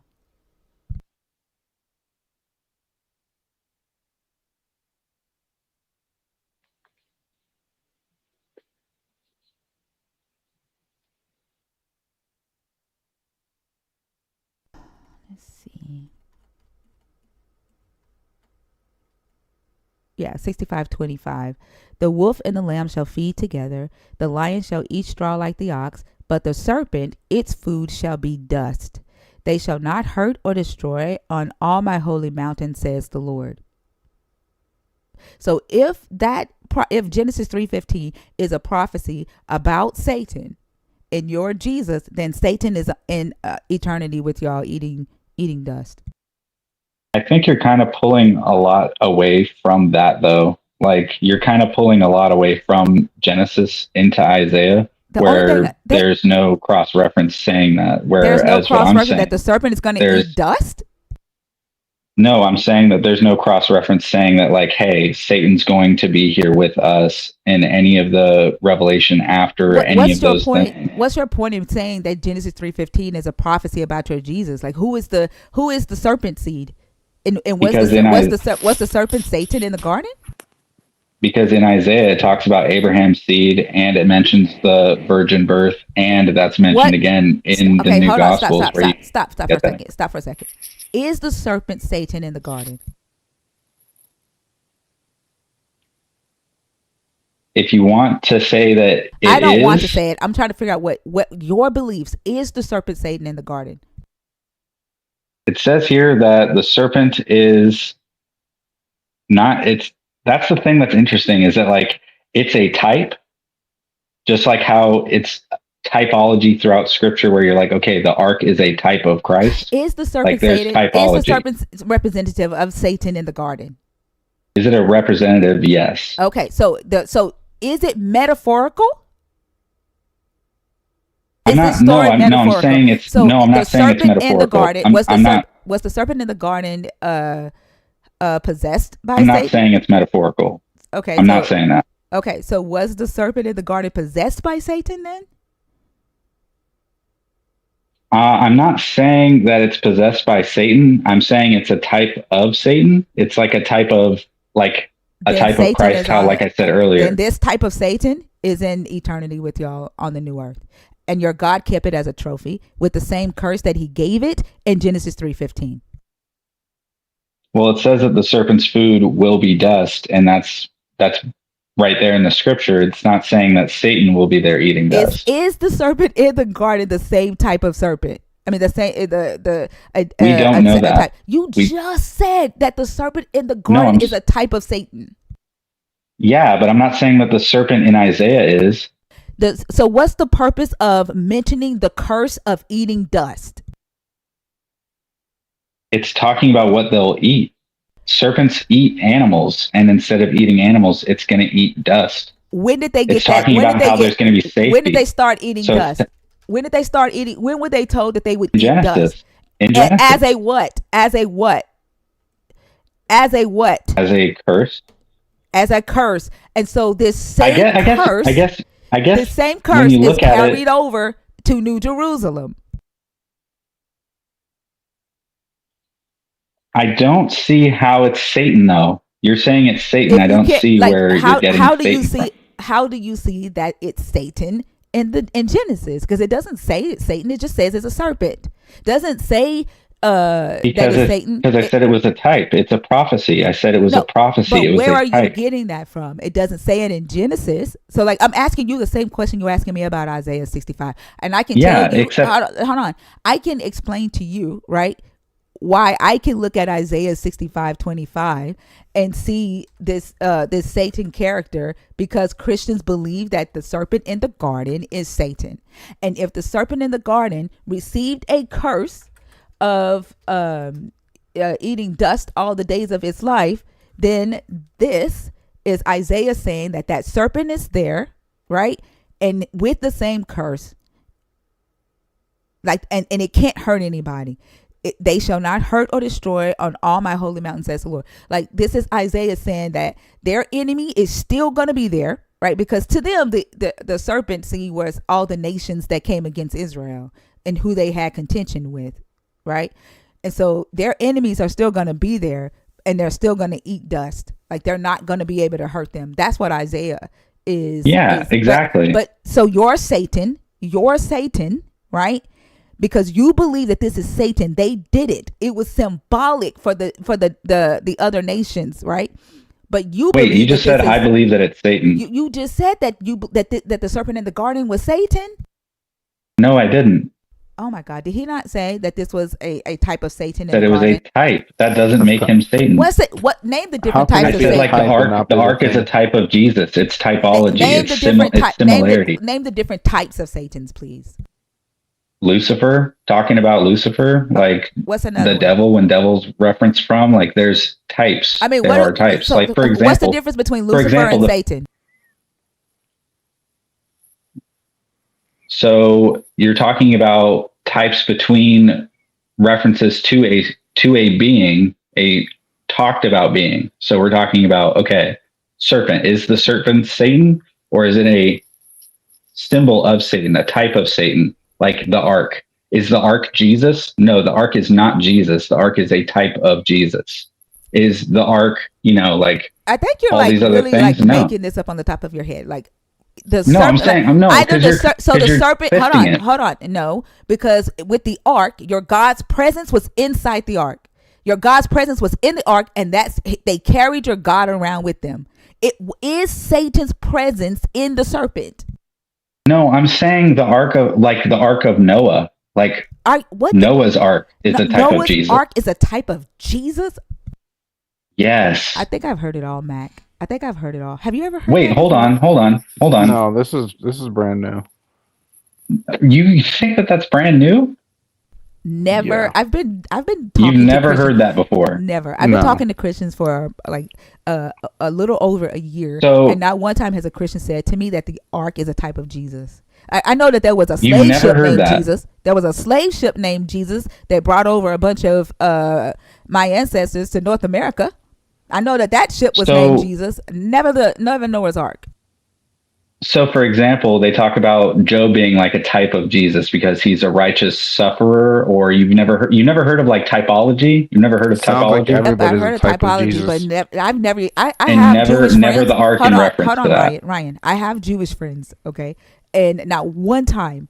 Actually, I have like 2 rabbis that come on my show a lot, and not one time have they ever told me that Jewish typology is representative of Jesus. The Noah's Ark is representative of Jesus. Not one time.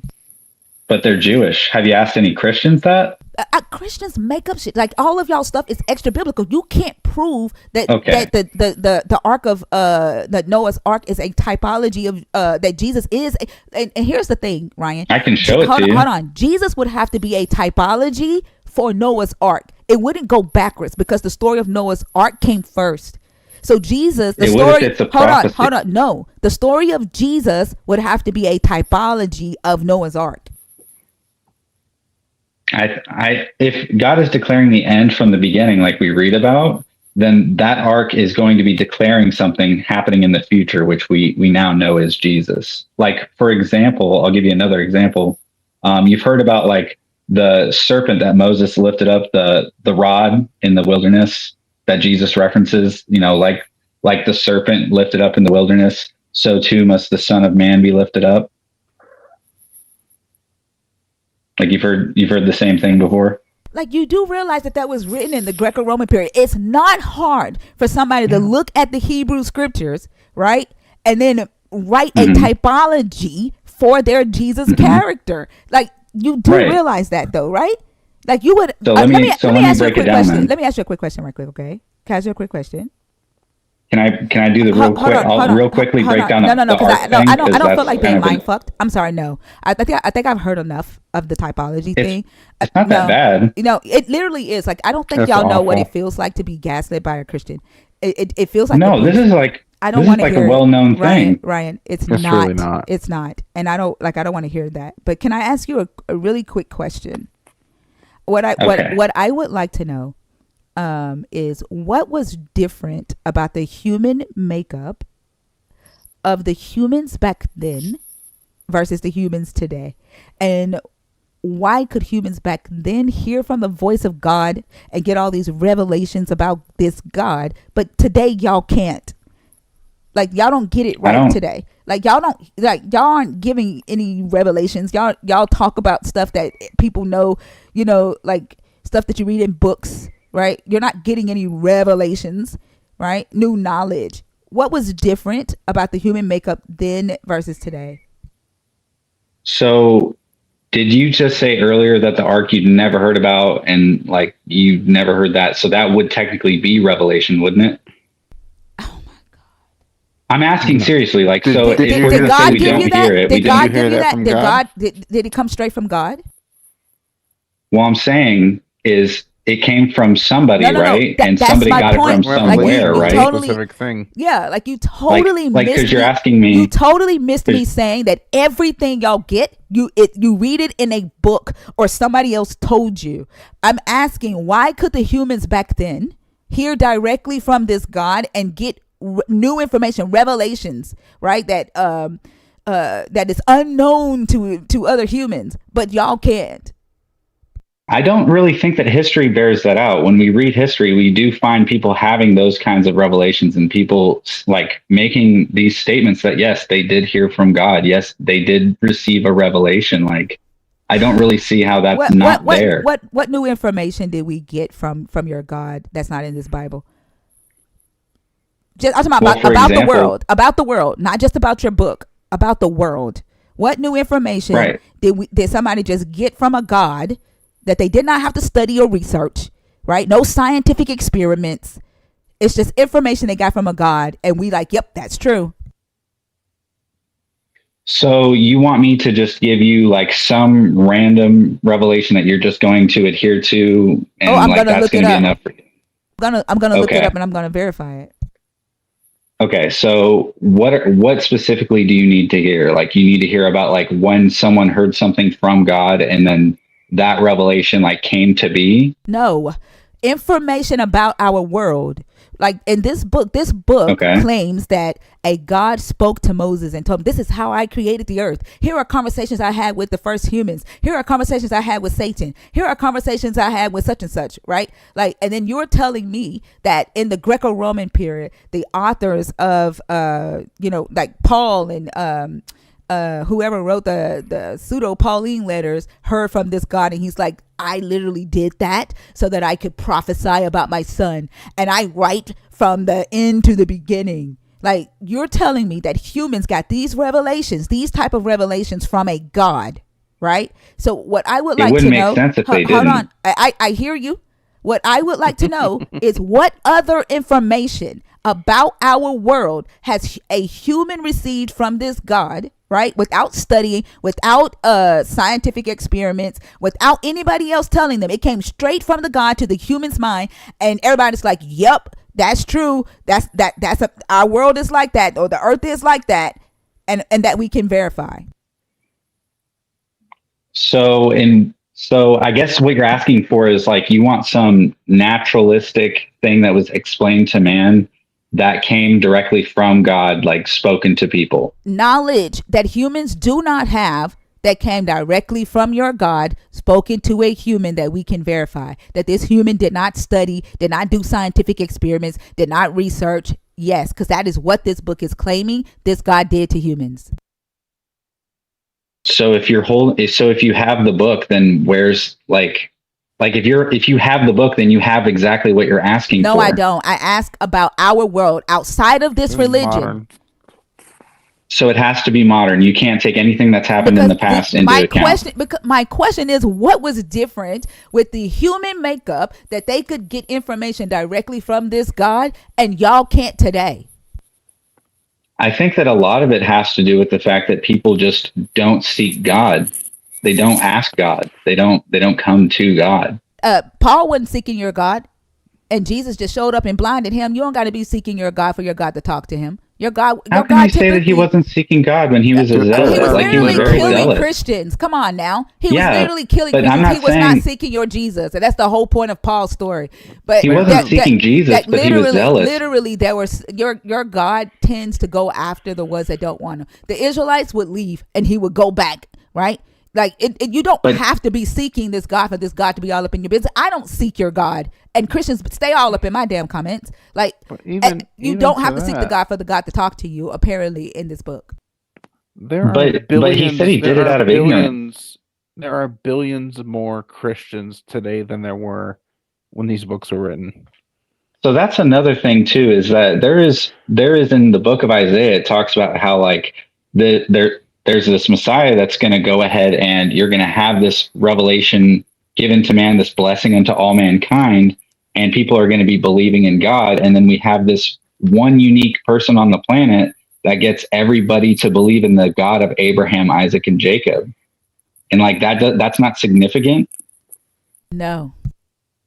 Why not? Why is it not significant that one person causes the whole world to go after one specific God? Like this is what I'm talking about when I say the gaslighting, right? It just feels abusive. That's not what I asked you for. Just simply say that y'all can't. And at the end of the day, you are taking a human's word for it. Like humans wrote this book. Multiple men wrote this book. And you are deciding to have faith in what they wrote and believe a God said it to them without fact checking anything. Do you believe anything that isn't written down by another person that you haven't learned from another person? Do you believe anything that isn't given to you from that kind of like respect if you're going to hold that standard? Again, I fact check I research. How do you fact check it? I research. It's called peer What other review people study. wrote? It's called archaeological studies. It's called getting multiple resources, right? Multiple perspectives. But all that stuff is something someone else taught you. I said y'all. I literally said y'all just take the word of these humans without fact checking, without validating it. But there are validated fact checks. No, they're not. Like literally, they're not. Like there is so much. What about in the this walls book. of Jericho? It never happened. What do you mean? They're still there today. You can go there today. Oh my God! It's like you do there. realize that the Jericho walls had gone up over centuries. They had been knocked down 3 times. One by an earthquake, one by a fire, and the second time by some storm. But all of this happened prior to the Israelites even being in Jericho. Like there is they're no still there today, hold on, and you can still go there. And none of the strata, right, from the archaeological studies reflect the timeline, a late Bronze Age fortification. None of it, and none of the strata even reflects Israelites in the area at that time. It did not happen. I still think it. Like, and that's not even like the only archaeological evidence that supports the Bible. Like, there's still more archaeological evidence that supports the places and locations. If you want to say the strata is the issue, like you're not hearing. No, I heard you. You said the strata. It doesn't support it. It debunks it. It didn't happen. The Canaanite conquest. The Canaanite conquest. You're talking about the strata being like the determining factor of whether or not the aging process is correct. Like literally, the first 4 cities. Something like the first 4 cities on the conquest didn't even exist at that time. They were not in existence. They only and how do you know that? Because of the research, the archaeological research. So if you go to the places, are they there? No. No, they're not there. So how did you? They didn't exist. The archaeological strata, like the pottery shards that they find, the settlements that they find later developments, later settlements in the area, like the archaeological research helps them date the time that these places became cities. The Canaanite conquest. So it's not whether or not they're there. It's based on how they're dating them. They were not cities during the late Bronze Age. You do realize that the Israelites date this conquest during the late Bronze Age. Like a lot of these places didn't exist during that time. And then on top of that, in history, the places that they claim that they actually conquered, they didn't conquer. They didn't conquer any lands by military force. They conquered. It say that they fought people conquered with iron no weapons? lands. They conquered no lands by military force. They ended up getting like growing influence in like four of the lands where they ended up building their kingdoms in. But I think it's like 67 different lands that they claim to have conquered, and they're all lies. Like they're not.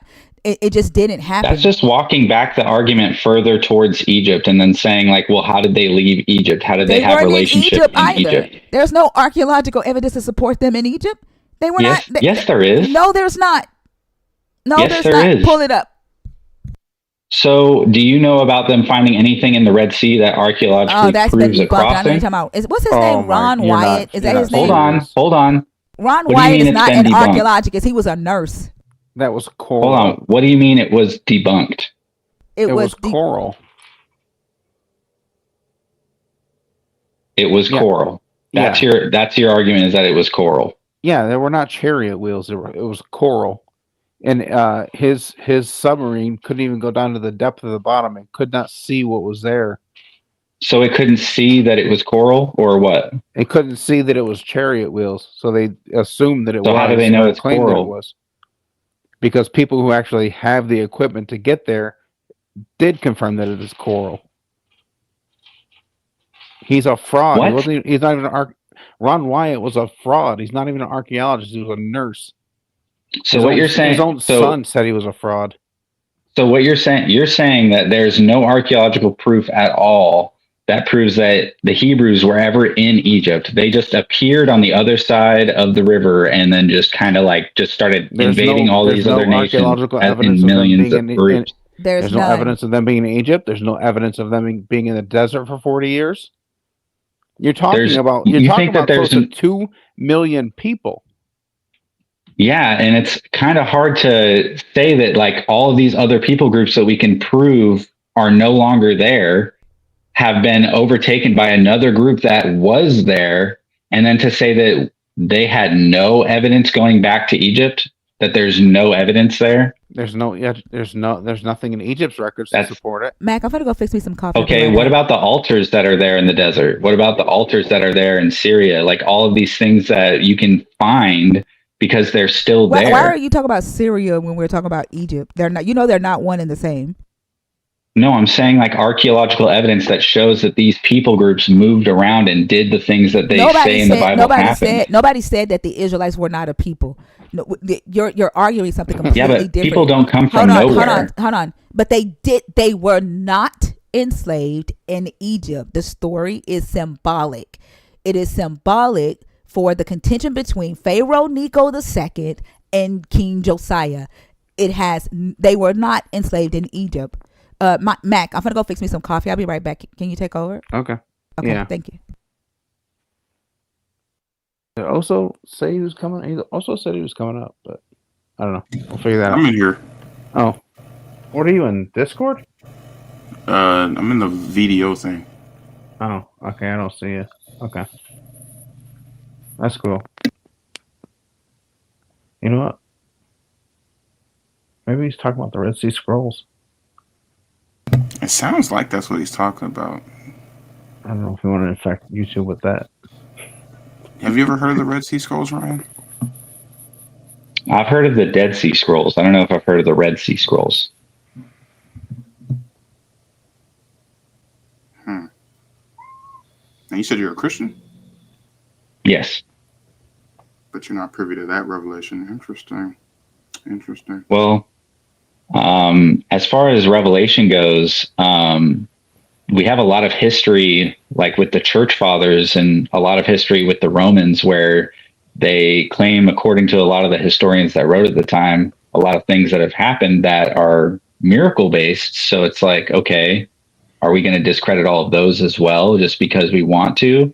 Because it doesn't make a lot of sense to say that they didn't happen if all of these people were being fed to lions over it. This isn't about discrediting something because we want to or not. This is purely what the data shows us. And it doesn't show us any Hebrew people in Egypt. It doesn't show us any Hebrew people on the other side of the river wandering around for 40 years. We'd be able to find something. Well, it really would depend on whether or not you believe the accounts that are written. If you can agree that the things that you're seeing are what it says that they were. Like, for example, it says that the Hebrew slaves built their treasure cities. So if you find treasure cities in Egypt, they tell you that they were built by a specific people, which was them. So it's like, okay, well, we do have the treasure cities. Do we want to associate that? So the thing about it is, go ahead, man. If all you have is the claim that says that, and you don't have anything outside of it to actually make that connection, then you're not justified in making that claim.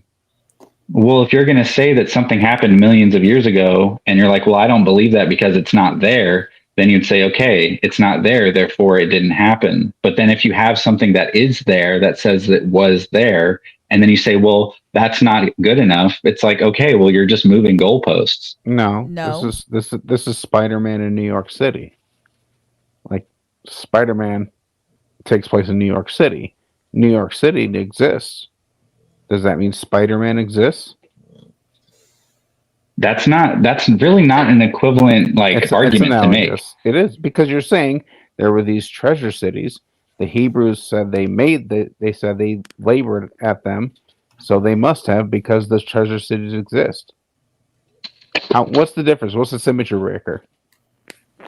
Probably because we know for a fact, because Spider-Man is a fiction, and we all know it's a fiction because it expressly tells us it's a fiction. And the Bible's expressly telling us that it's not a That's fiction. not making it asymmetrical. Yeah, it To me, does. You're talking about a known fiction versus a declared truth. Fiction. They're both mythology. They're both fiction. No, you're saying that. The texts themselves say differently. Like Spider-Man would say it's a fiction of its own account, but the Bible's not calling itself a fiction. Hold on. So have you tried to validate the stories in this book through archaeological evidence and historical evidence? I'm saying that it does exist. No, I'm asking, have you tried? Have you done the research and tried to validate the claims in this book? I have validated some of the information. I haven't validated every single thing that I've read. So the claim that you're arguing right now for them in Egypt, have you studied what the financial climate was like back then and what a shift would that many workers leaving Egypt at one time, what that would have done to the economy back then? Have you studied that? Well, according to what I've read out of the Bible, it was devastating. So I don't have to assume. No. Listen to the question, okay? I'm asking about your I heard process. what you said. I'm asking about your process of validation, right? Outside of the Bible. So going back to the Bible is redundant. No, what I'm saying is that I don't disagree that it would be bad. I don't have to So then the answer is say no, that it you is or haven't isn't. studied. So the answer is no, you have not validated that claim. No, but you validated what claim? That it would be economically destructive to the Egyptians to have all of those people leave the workforce? You're switching between would be and was. And I don't know if you know. I believe it was. Yeah. I believe it was.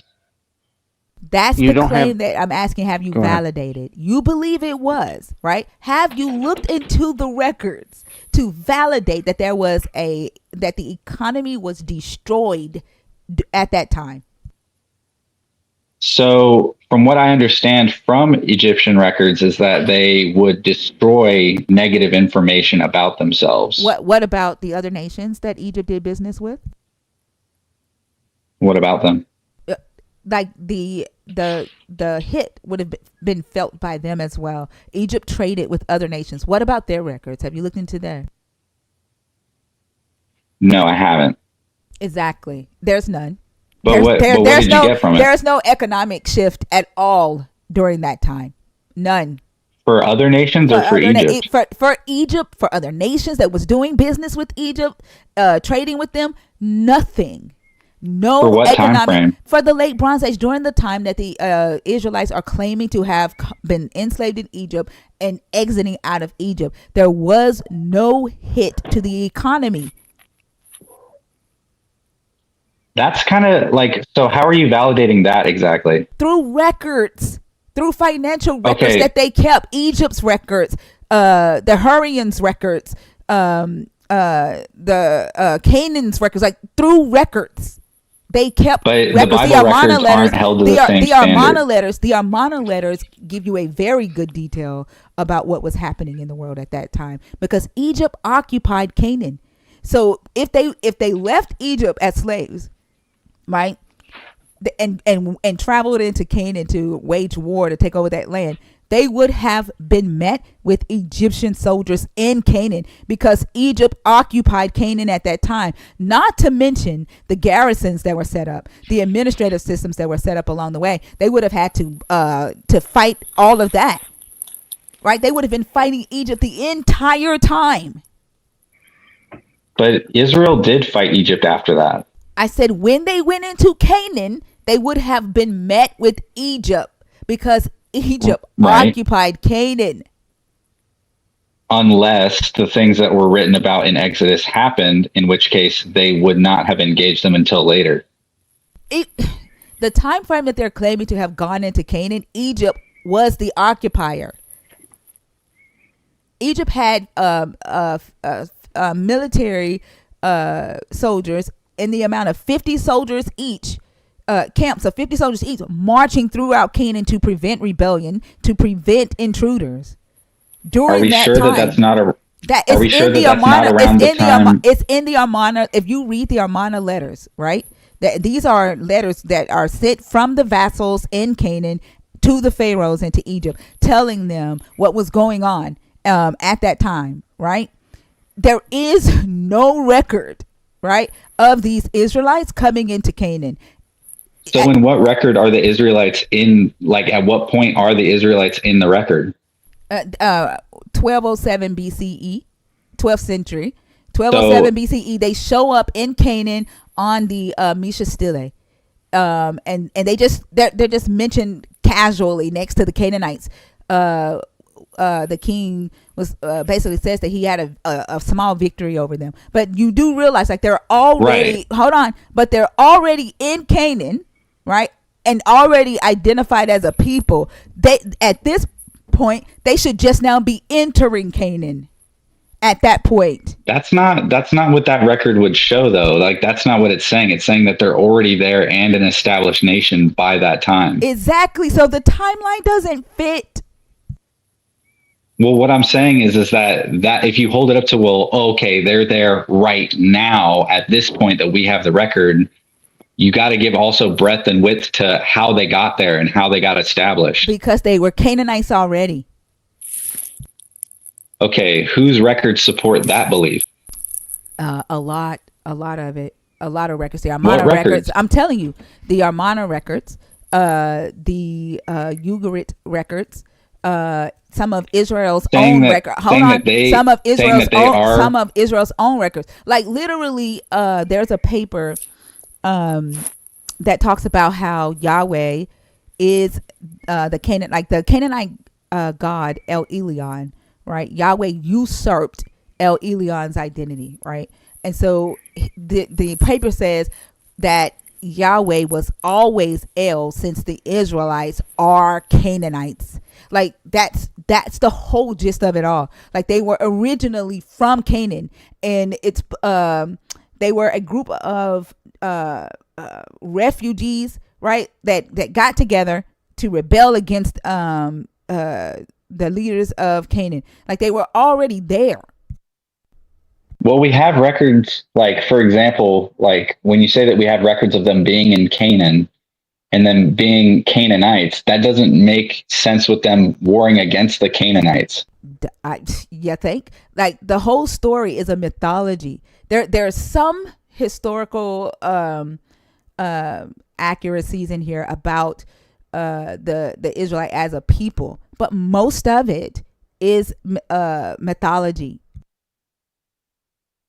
Isn't that kind of just you deciding that? No, because history has already decided that. Archaeology has already decided that. Data has already decided that.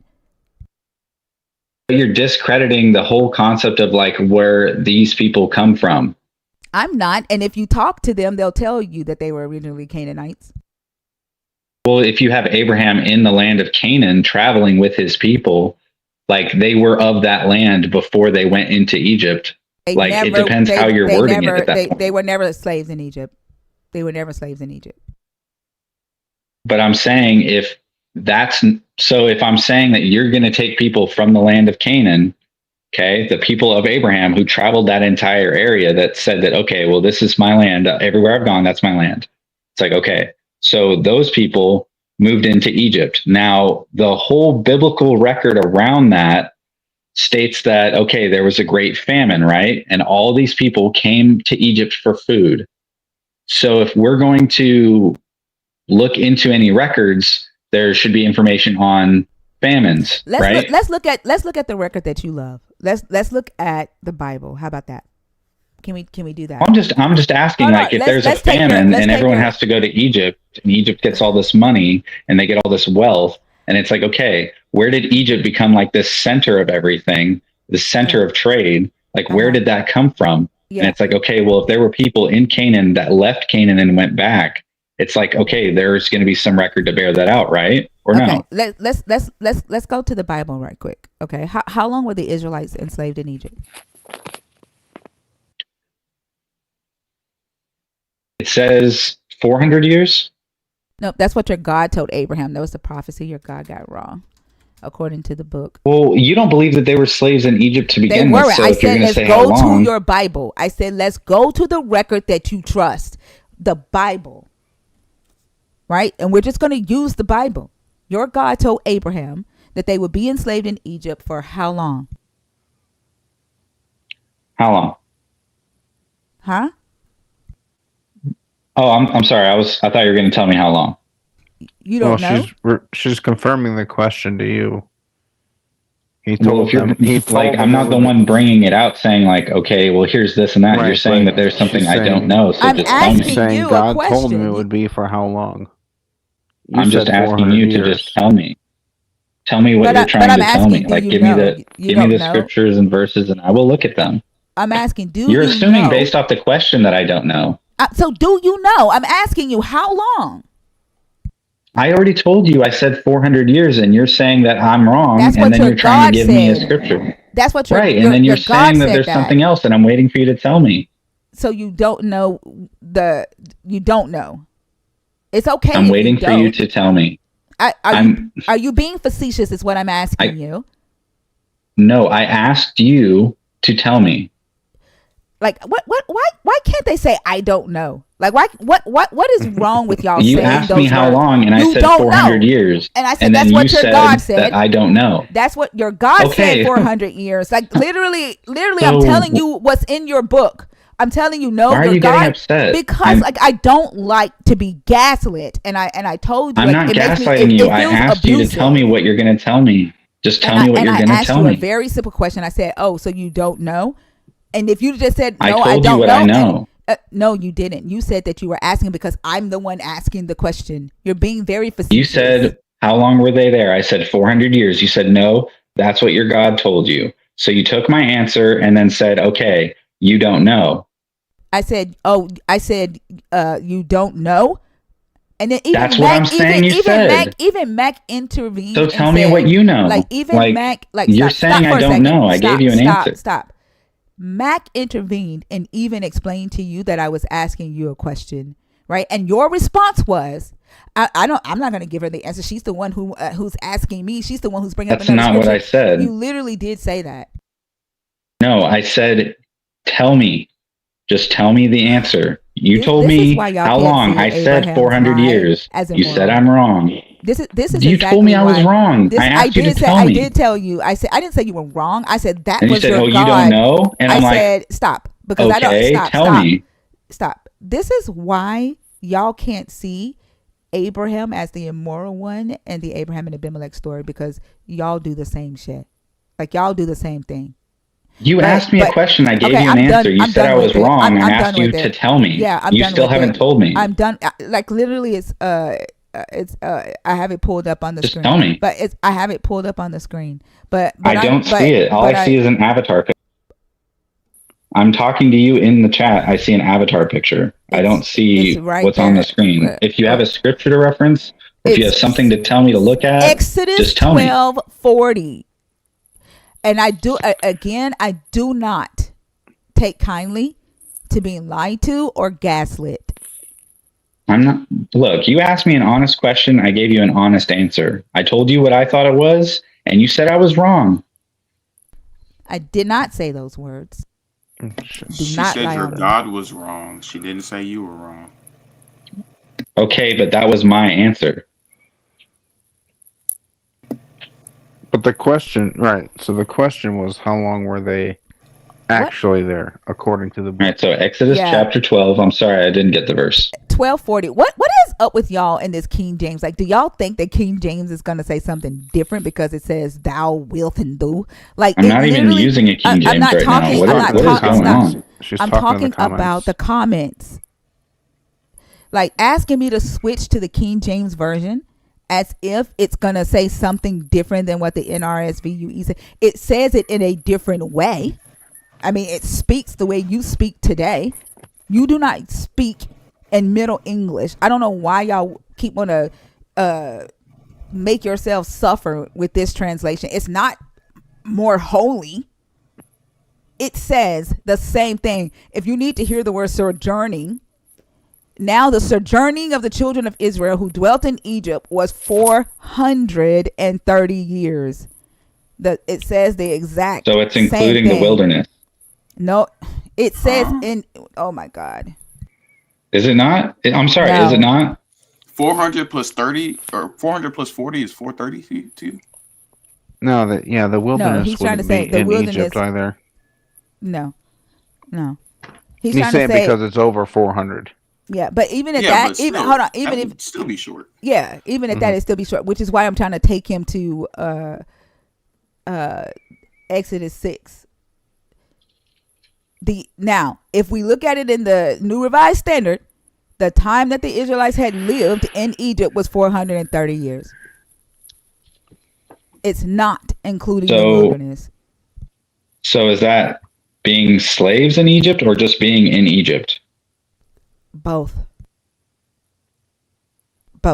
Now, let's go to Exodus 6. I'm in Exodus 6. Where are we going? Okay. Let's go to we're going to start with Levi, verse 16. The following are the names of the sons of Levi according to their genealogies: Gershon, Kohath, and Merari. And the length of Levi's life was 137 years. Okay, so Levi went to Egypt with Jacob, right? And he was in his whole entire life was 137 years. Okay. Then we're gonna write their ages down. Then we're gonna go to Amram. No, we're gonna go to Kohath. Hold on. Are you saying that that's one person's life? That's Levi's life. Yes, 137. It's not years. saying the record of the family from Gershon, Kohath, Merari, and Levi, like all together. It's the one person's life, and they just listed the other names. No, for no reason. No, and the length of Levi's life was 137 years. Is that? I'm confused on how that's confusing. Because it says, all right, maybe it's a difference in translation, but what I'm reading is, these are the names of the sons of Levi according to the family records. Gershon, Kohath, and Merari. Levi lived 137 years. As the length of Levi's life was 137 years. The sons of Gershon, Libni, and Shimei by their families. The sons of Kohath, Amram, Izhar, Hebron, and Uzziel. And the length of Kohath's life was 133 years. Then you have the sons of Merari, Mali, and Mushai. These are the families of the Levites according to their genealogies. Amram, which is Moses' father, married Jochebed, his aunt, and she bore him Aaron and Moses. And the length of Amram's life was 137 years. All right. I'm sorry if I sound let me finish. We know that it does not mean that Amram plus Aaron and Moses' life is 137 years, because Moses died at how old? How old was Moses when he died? 69. Cool. Like 140 or something? He was 120. He was 120 according to the text when he died. So we know that this is not including the lives of the sons. This is they're listing the lives of the fathers. Right? Okay, I was just asking just to be skeptical. I think you were looking for like a way to defend whatever I was going to say. Right? Well, I am being skeptical. I'm not going to lie to you. I'm being skeptical. Yeah. So we have Levi, Kohath, Amram, and then Moses left Egypt when he was 40 years old, 30 years old. Let me say maybe 30. So they break his life up in like three sections: 40 years in Egypt, 40 years in Midian, and then 40 years in the wilderness, and then he dies. So right, yeah, okay. So So all of Levi goes down to Egypt with his father Jacob when Jacob goes down to Egypt. Correct? So real quickly before we move on, I have one more skepticism I want to kind of ask about, so that I'm not like making it seem like I'm gaslighting you. I just kind of want to like put it out there. So are we assuming that like this information isn't written like in any kind of like relevance of the situation being happened, to the point where when they're writing it after the fact, they didn't like cross check or cross reference or know that they were making an error? What I'm saying is like, okay, so if this is written after the fact, right? Like this is all written after the fact, and these things, let's say these things were not accurate. Are we saying that for many years, there was never a correction made or anything to kind of like pull away from the information not being accurate if it's not accurate? when you say They just kept it in there. when you say that, I mean, Like what do they you wouldn't mean? correct it if they saw an error. Like they're like, hey, we got these years all goofed up. Like And they're like, okay, well, we're just going to leave it in there. I think you think that they were writing this with you in mind. Right? No, I'm asking in the sense that like, I'm not No, it's looking a at it like good that. point. Like they didn't write this with you in mind. Like was not expecting people in 2025 to be sitting on YouTube talking about this text, right? And so like when they did make redactions or interpolations to the text, it was for a very specific theological reason and for serving a purpose at that time. So no, they didn't care about consistency and making sure facts lined up. And no, they didn't go back and correct misinformation or anachronisms and historical inaccuracies, because they did not have you in mind when they wrote this text. yeah, but like internal consistency, right? Like they wouldn't like be bothered by that at all. Nope. They had, first off, it wasn't a consistent, it wasn't a book. They had individual scrolls, right? And they only had specific reasons or specific theologies that they were trying to get the people to see or believe at that time. It was never meant to be put into this one book. So having it read as one consistent story was not the authors of these texts, like each individual text. It wasn't their goal. They didn't have the Torah as a collective scripture, like all together, like not all together in one scroll, but like all together as in like they had them at the same time. They did have several books at the same time, but no, it wasn't one big book that they read from. Like they read from the Torah somewhere around like the 7th century, right? So you don't think that they like were reading out of Exodus and then like reading around the book of Exodus? After it was written, like the book, like a lot of it was written during Babylon, right? During the time that they were in Babylon and after Babylon. How do we know that? Because the text is dated. A lot of the things that they say in the text like gives historical context of like what existed during that time, right? For example, the story about Abraham and Abimelech, right, in the land of Gerar. First off, the Philistines were not a nation until like the 10th, 9th century BCE. They would not have met Abraham, and Abraham would not have been able to trick the king of the Philistines because they weren't a nation then. And there's never, as far as history can show right now, there's never been a city named Gerar. So it was written during a time, right, that the Philistines were a nation and people, were familiar with the Philistines, but it was not written like this. Would have been written, Abraham would have left around 2100 BCE.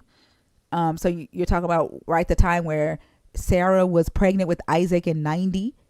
So you're talking about around 2000 BCE, maybe 1999 BCE, before the Philistines were even a nation. So then what was the point of them like keeping like the book of Numbers with all of, like the intense levels of like having all their genealogies and stuff like that listed out?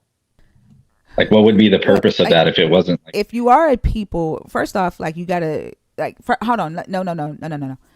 I need to get back to this because I feel like we're getting off track. Like I feel like we're getting off track.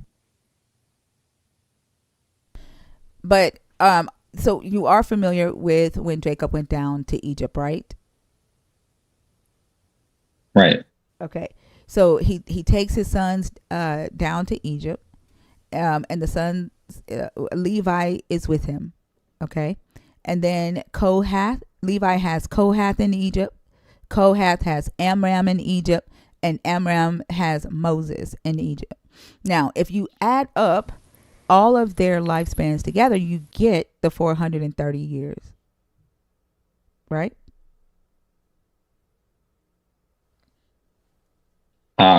Did you write them down? I don't want to say that I know if I don't. Well, I would like for you to. You said what? Calculate it yourself. I was asking if you wrote them down because remember I asked you to write these down, and like I would want you to do the math yourself. Even have like I don't.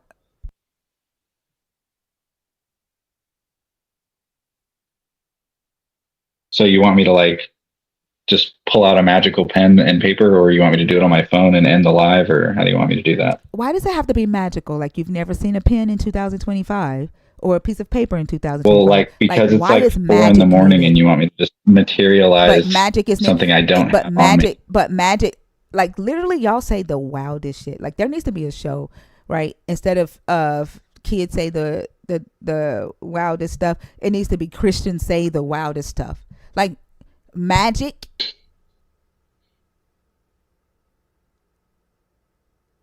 What do you want me to tell you? Like you're what do you want me to tell you? Again, you're being facetious. You're being very facetious for I don't know for no damn reason. And then if I match your energy, it's gonna be, oh thinker, why did you do him like that?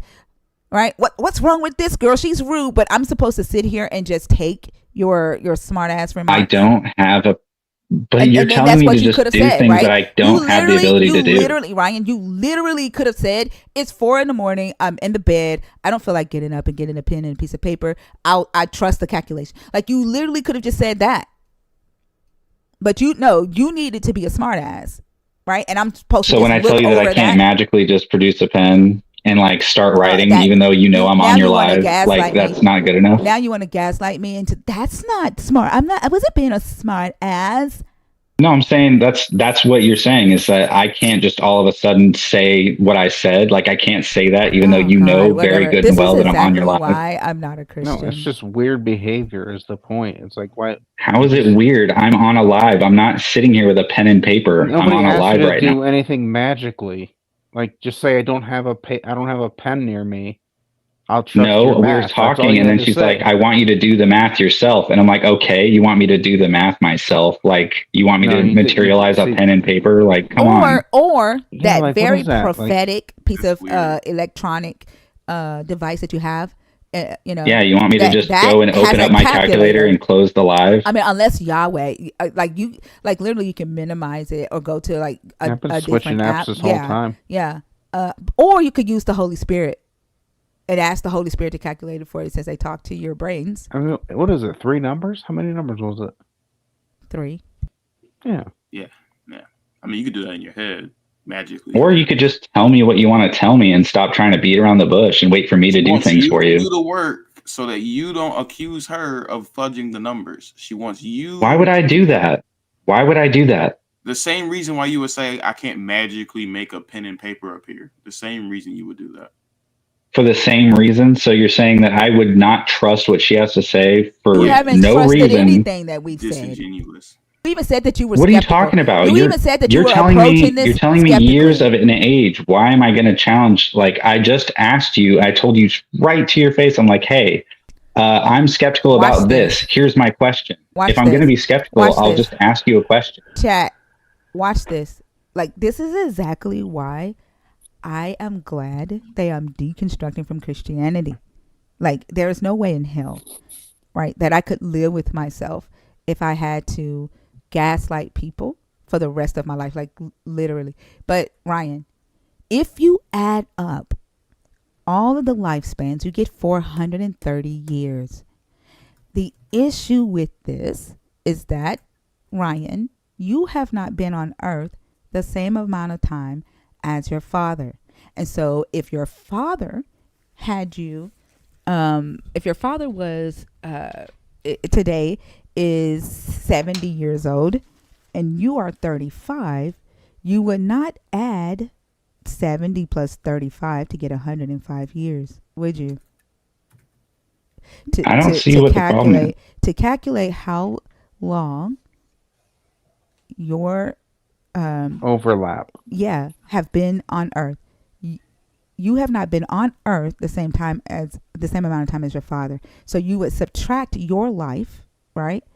Your life, your 35 years is already calculated in your father's 70 years. Does that make sense?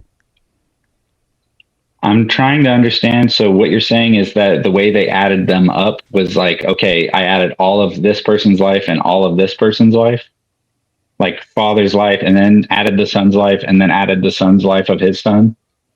That's what adds up to 430. Yes. Okay. There's no okay.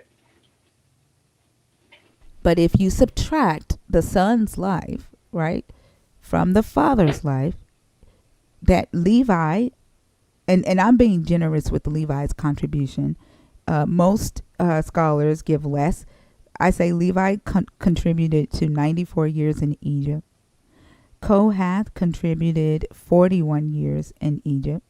Amram, 64, and then Moses, the 40 years.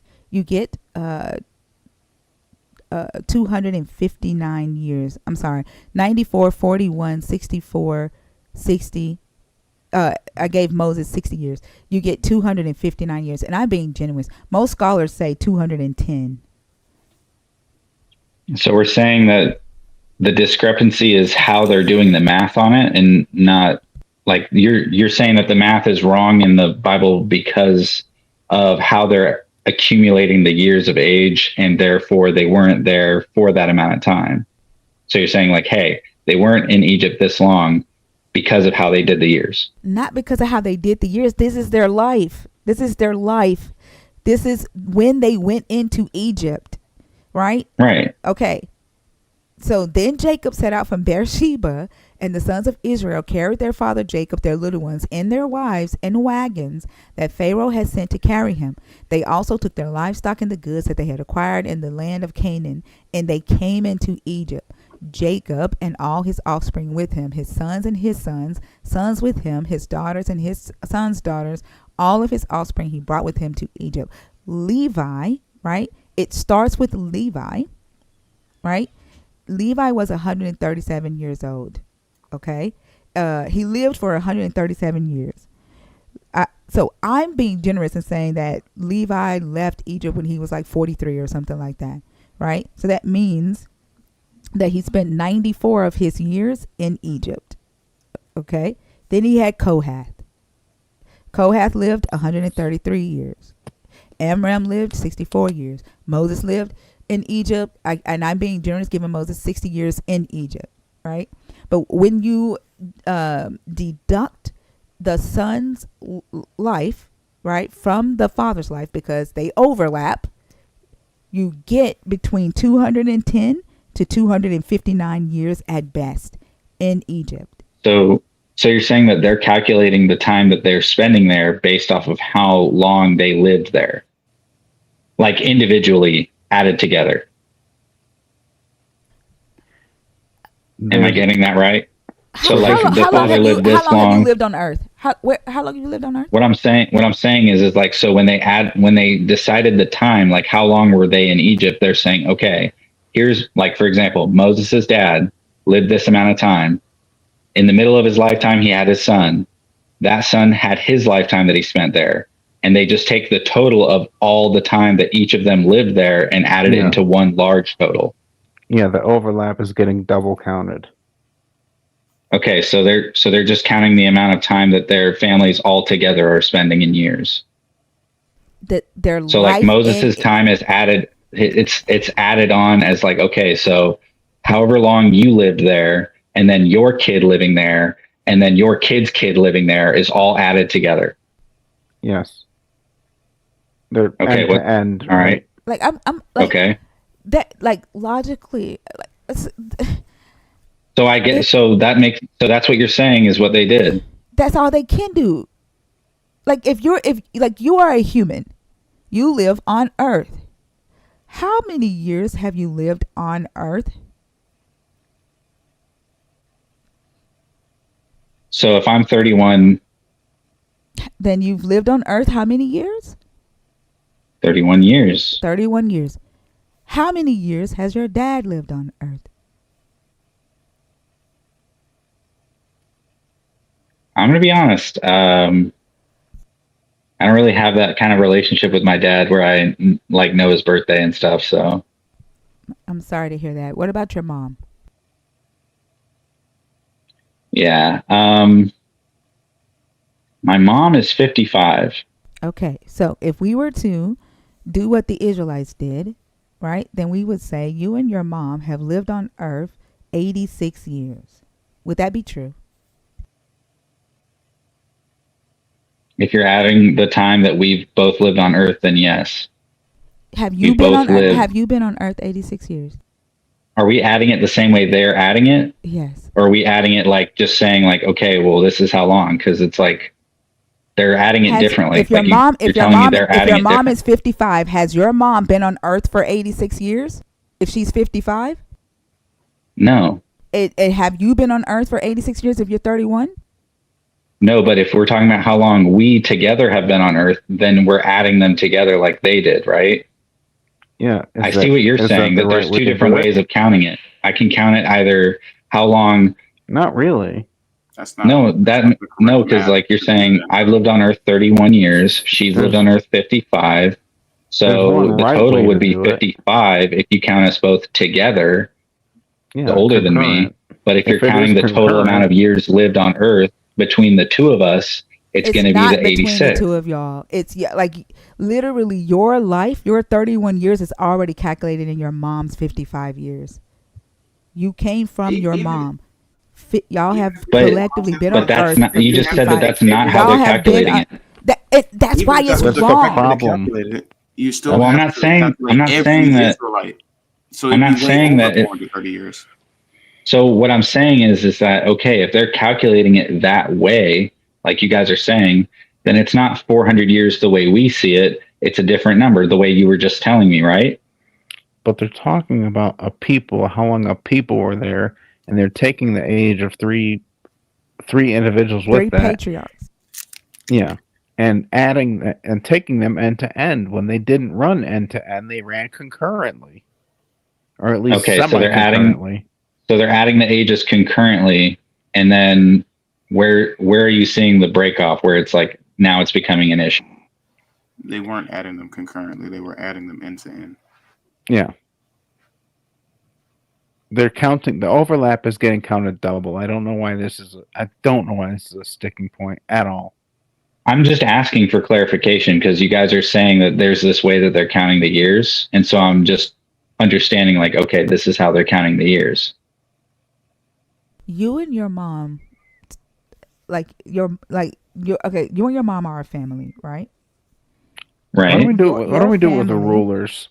Sorry. Your family. Honestly, I'm saying like I don't know why we're like what he said, like why it's a stick in the mud. I'm waiting for us to get to the point of what we're talking about. How long has your family been on Earth between you and your mom?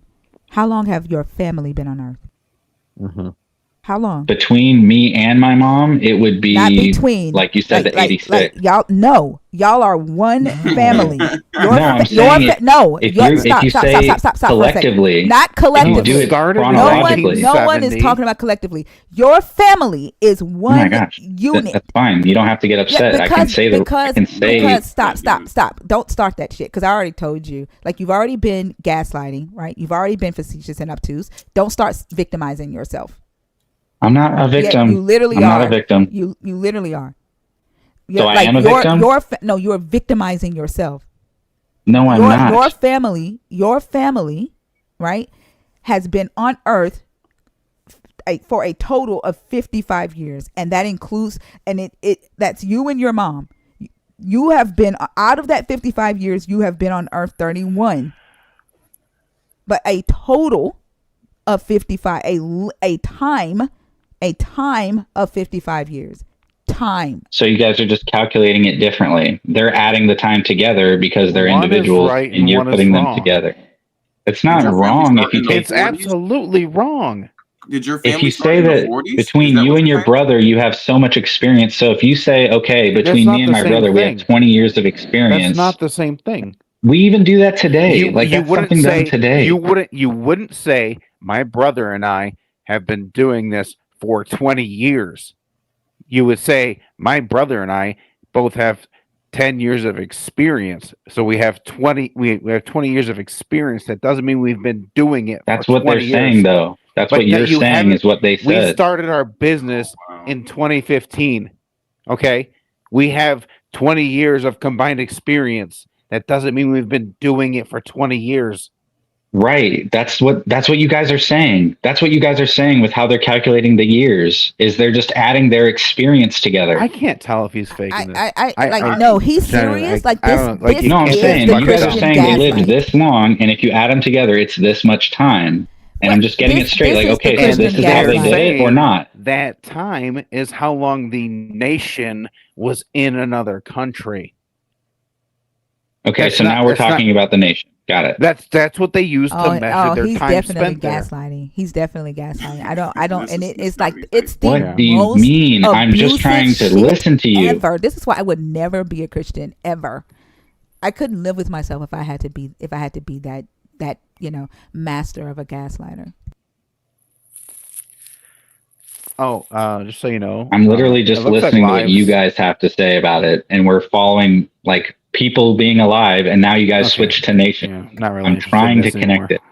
Hey, it looks like lives are back up on TikTok. So just a heads Awesome, up. good. Because after him, then we'll go back over there because this is like driving me crazy. But All right. Also, I'm gonna go to bed. okay, have a good night, Mac. All right, love you. I love you Bye. too. Okay. Night, much love, brother. So in Genesis 15,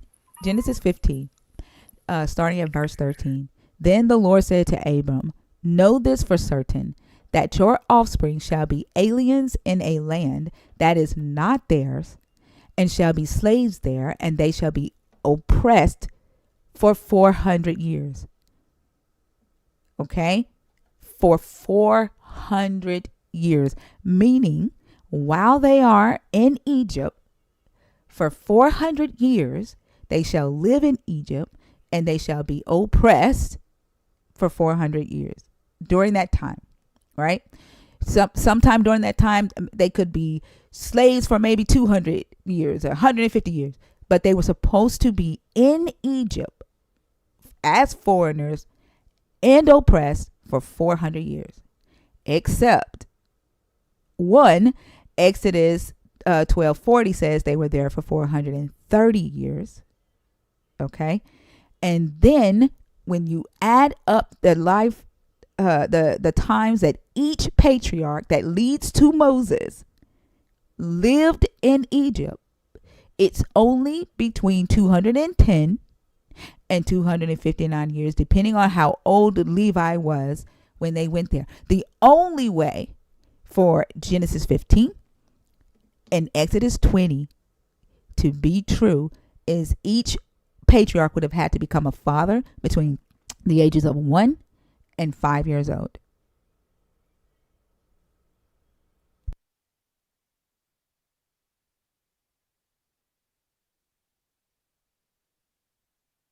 And we're sure that they're calculating it through chronological years and not the way that you expressed it. What do you mean chronological? What other type of years? Like, what do you mean? Like the way that you explained it earlier, where you were like, okay, me and my mom, that makes 86 years, or it's 55 because that's how we count years. 55 years. You're trying 50 to say, came before me. You're trying to But say they're doing. that this Are God they said, doing it the same way or differently? Like, you're trying to say that this God. Let me ask you this. So I'm asking if it's the same as how you explained it or not. Let me talk, please. So Mac gave the example of you are a carpenter and your brother is a carpenter, and both of you have been carpenters for 10 years, right? And so saying that collectively We have 20 years experience. So you're saying that this God said collectively y'all will have 400 years of slavery? Collectively? That's what I'm asking. No, Yes, that's not. Yes, No, that's that's what I'm not how asking. they're. No, and I didn't say that they were calculating it like that either. They take You were the. all right. I did not say that. So What that's I not said, how they they're doing. take. No, they take the length of someone's life, right? Mm-hmm. And the time that they lived in Egypt during that life. And in this case, Levi is the only one who went to Egypt as already born. Everybody else was born in Egypt. Moses is the only one who left Egypt before he died. Right? Or before he reached 100 and something years old. I don't know. I can't remember when Kohath and Amram died. But Moses left before he reached 100 and something years old. So Levi's contribution, let's say he was 41 when he goes to Egypt with his father Jacob. Then he has Kohath in Egypt. Right? Kohath's entire life was spent living in Egypt.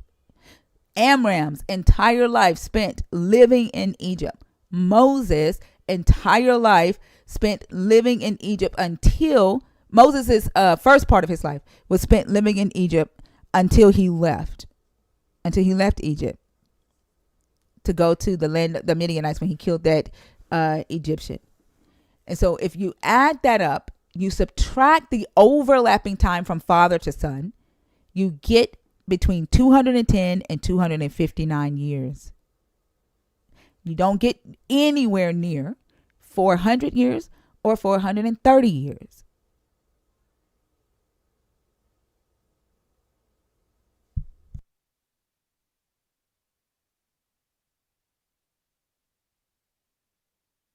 Okay. The very fact. Where are the writers, you think, getting the information from then? Like, in the sense of, like, if they're the ones wielding the pen and they're writing it out and they're saying, this is how everyone lived, this is how long they lived, this is where they lived for this long. How do you think they're calculating the time then? I just told you, they just added up the patriarch's life. They went by the So patriarchs. they're not doing it like, okay, it was actually this year's, it was actually this much amount of lifetime spent. Yes, they are doing, like, what else are you hearing? That's what I've been asking, and you've been telling me no, and then re-explaining it. I literally broke it down and said that That's the life. Yeah, I just repeated it to you. No, you didn't. Do you think you just said the same thing? Did I not just say that it's their lifetimes added together? That they wrote it as their lifetimes added together. Where did they get the information from? Right? You said they're not. Yeah. Saying, so are they? They're not doing it like this long. They're doing it by all these lifetimes long. Also. So they're not saying it's this many years. They're saying it's this many lifetimes long in years. Oh my God. That's what you. How else? How else am I? How else? How else? Understanding of math. No, what are you talking about? You guys are saying that it's like, okay, it was this many years that they calculated out of lifetimes, not out of years, out of lifetime years. And then there's a discrepancy between that and how it's written in the other section. What the hell do you mean by lifetime years and years? That's what I'm saying. Like, you're adding their lifetimes together to make the 430 years. But what do you mean by the difference? What's the difference to you, right? Between lifetime and just years. Like, what's the difference? When I get done saying this, you're probably just going to say that this is what you've been saying, but okay. So you explained that it's not how long they were there, because the time would not make any sense if it was based on chronological time. Like, me and my mom have been on Earth 55 years. They added it up like it was 86 years between the two of us. They would say it was 86 years. That's how I'm understanding you're explaining it.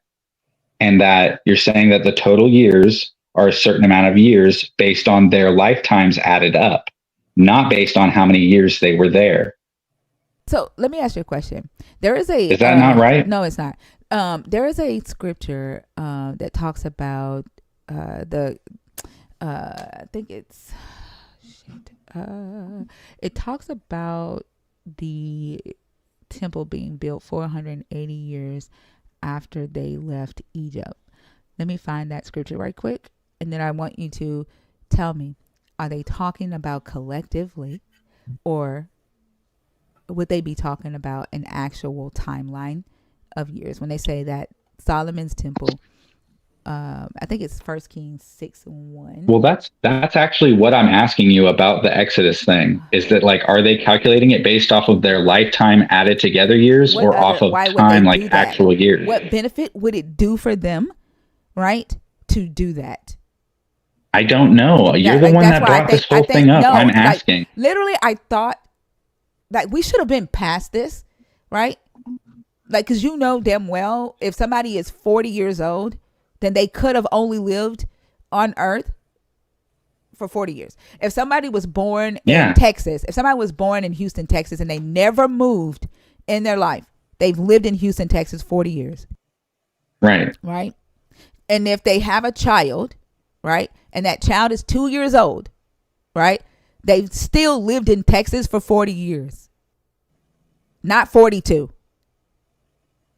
Right, but why? So who brought up the whole like them adding the lives together thing? Who's bringing that into the? That's what they did because they didn't so understand you're telling me that the is how they did time. It. So you're telling me that's how they did it? You can read it. That's why we had the whole reading. No, I'm not challenging that it's in there or not. I'm saying that that's the information you're giving me. Is that yes?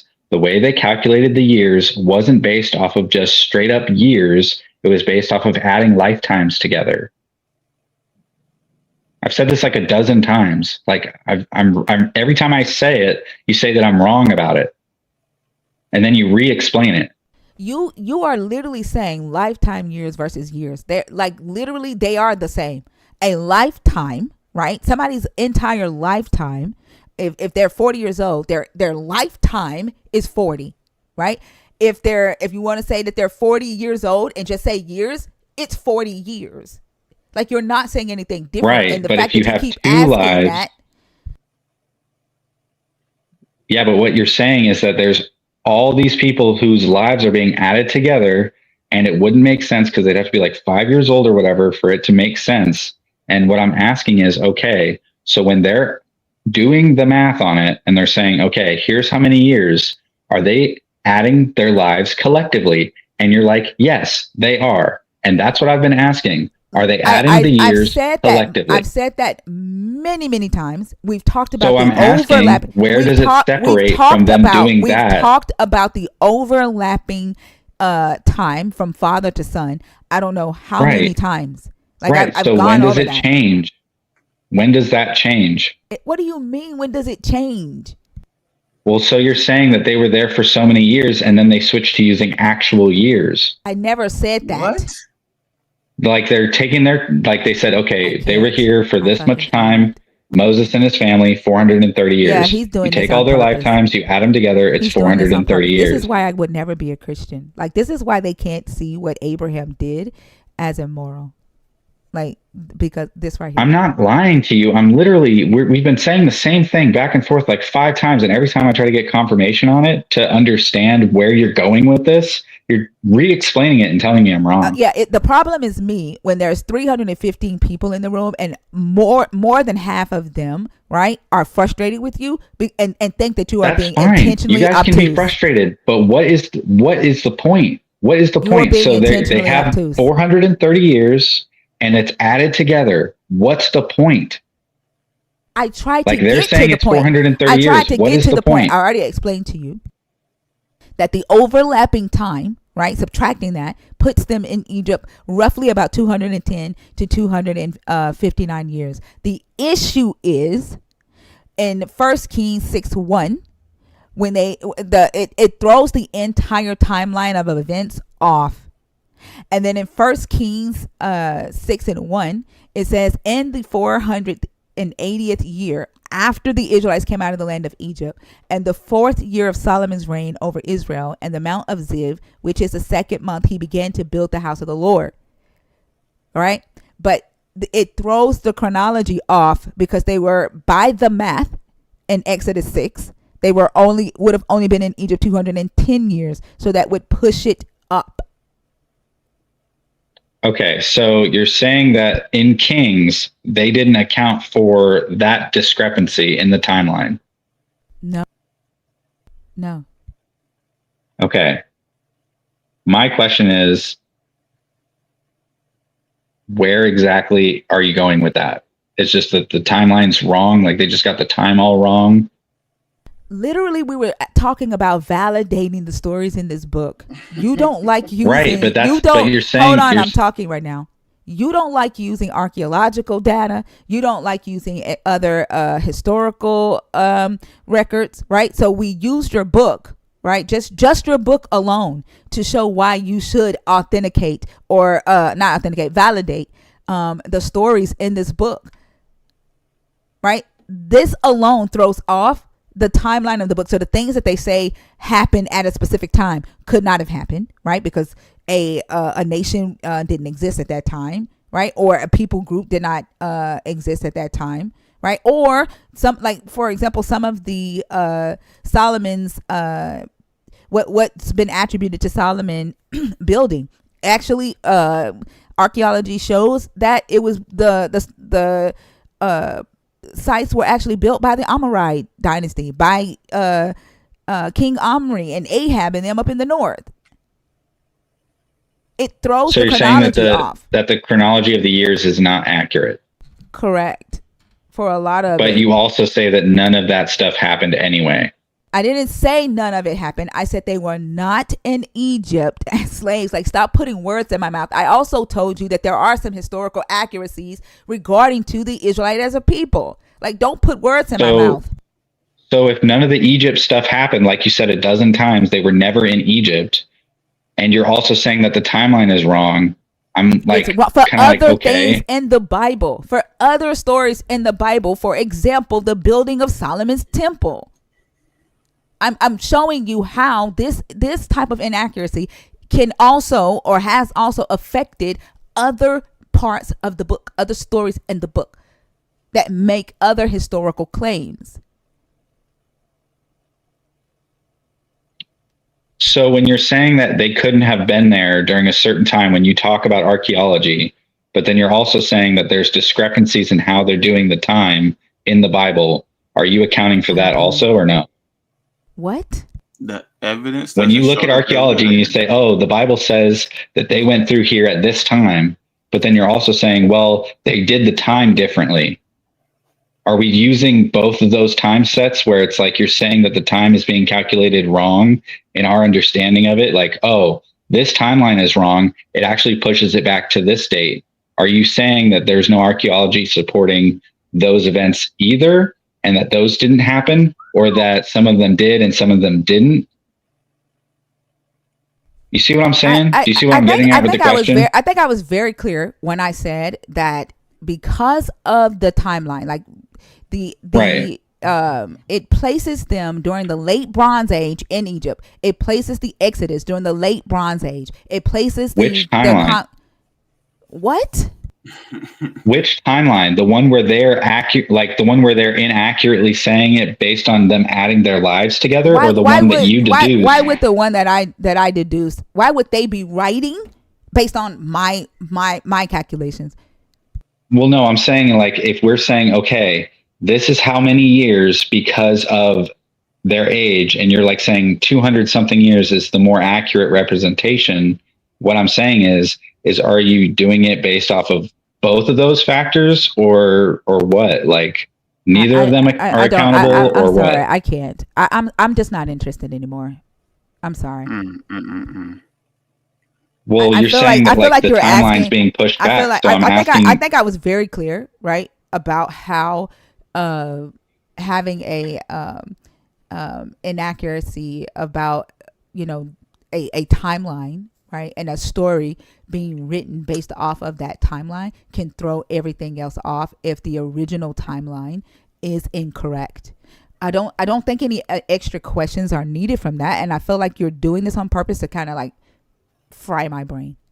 Not really. I'm just kind of trying to get your understanding of like the archaeology, and you keep saying that like, well, it was this era and not this one. But then you're also saying that the timeline doesn't. It's very straightforward, right? If I tell you that I was born in 1979, but I was actually born in 1985, the shit that I claim to have done from 79 to 1980, it's off. It's wrong, right? It's right. Like, so it's probably a different timeline.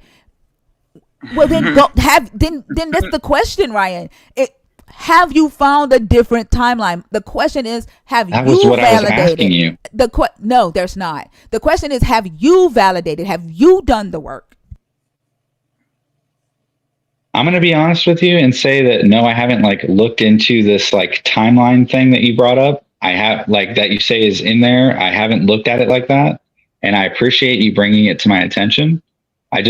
To be completely honest, no, I have not looked into the timeline thing. That's why I'm asking questions and trying to be certain about what you're saying.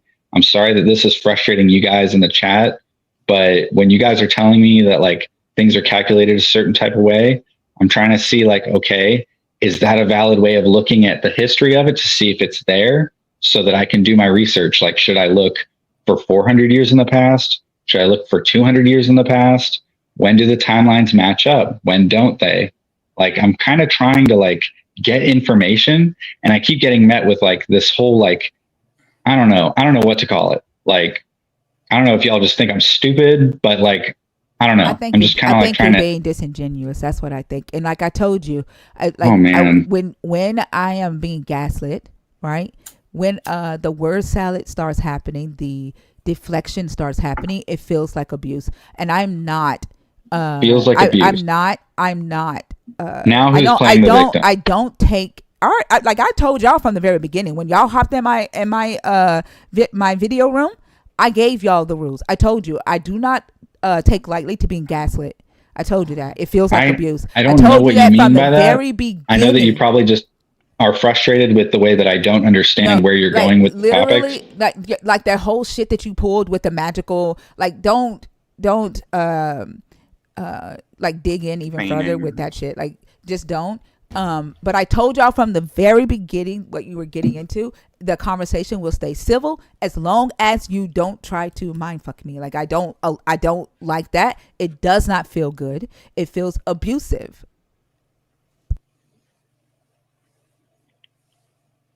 Well, I'm sorry that you felt abused by me asking those questions. I hope that it doesn't go on any longer. I don't mean to put you in that position. Do you want to change topics or talk about anything different?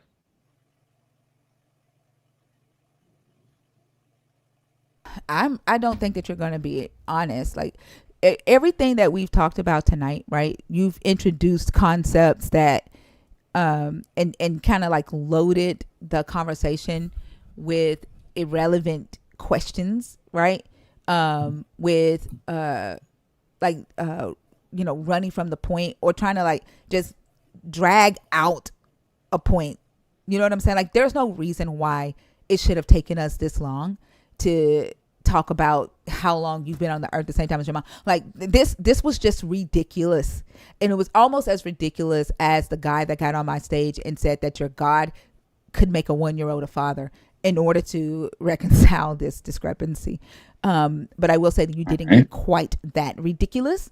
But yeah, I just didn't understand where you were going with a lot of it, and trying to get you to explain it to me was kind of a struggle for both of us, I guess. Wasn't a struggle for me. Nor I. Okay, well that's good. Then I guess it's on me not understanding it, but it just kind of like I was trying to see like what you were trying to tell me, because I don't know. I'm not going to try to dive back into it because I don't want to like push an issue on it, but I was kind of like interested in the idea of like, if you're looking at an archaeological record and knowing the time frame, that knowing how they're calculating time would like matter. And if there's an error based on someone else reading afterwards and them taking it one way, that would actually matter for the record. So I just would like to better understand. Hold on for a second. Chat. Can someone just type in the chat, how do you calculate time when you want to calculate somebody's life? Please don't say anything, Ryan. Like, I just want to see if the chat knows the answer to this. How do you calculate time when you're talking about how long someone lived? So I just would like to better understand.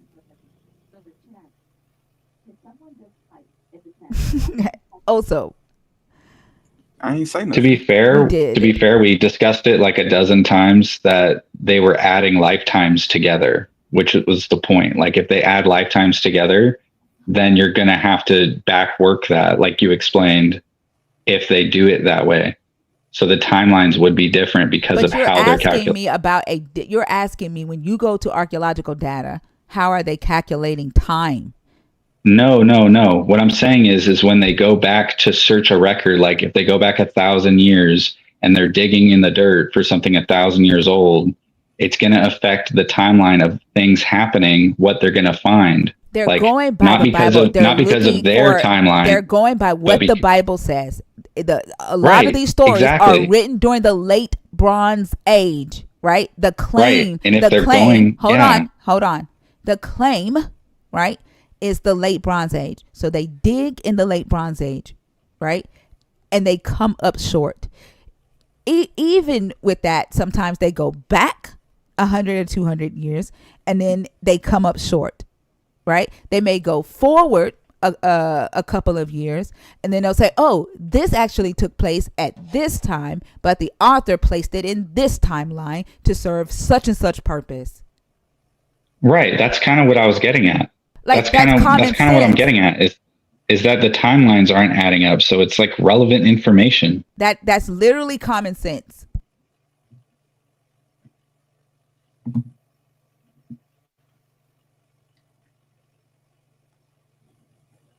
Like, honestly, I've never heard this explanation of it before where it's like, oh, they did this to the years type thing. I'd never heard that before. Well, you cited Ron Wyatt, so that's not surprising. I said what? You cited Ron Wyatt, so that's not really surprising. Who's Ron Wyatt? Really? I never cited anybody. You literally did when you talked about the chariots. Yeah, I'm sorry. I didn't know that was Ron Wyatt. Sorry. We said it to you. We said that's Ron Wyatt. He's not an archaeologist. He's a nurse. We literally said that to you when you brought it up.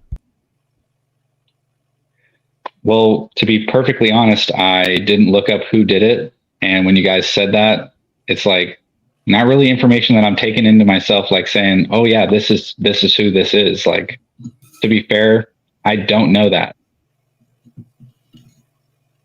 But why would you cite it? Like you're just citing something that somebody said to you. You never like validated you never researched to see who said it. How did they come up with this information? Like, is it true? Like you just heard something and just started like saying that it's true.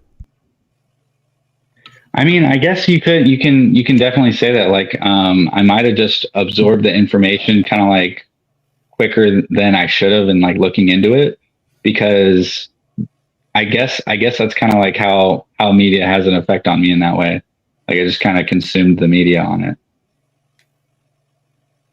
And you approach the Bible that same way? No, I just kind of like saw it in the news and I was like, huh, looks like they found this information. Exactly. And you didn't validate it. You just accepted it. You quoted it to us today as a fact.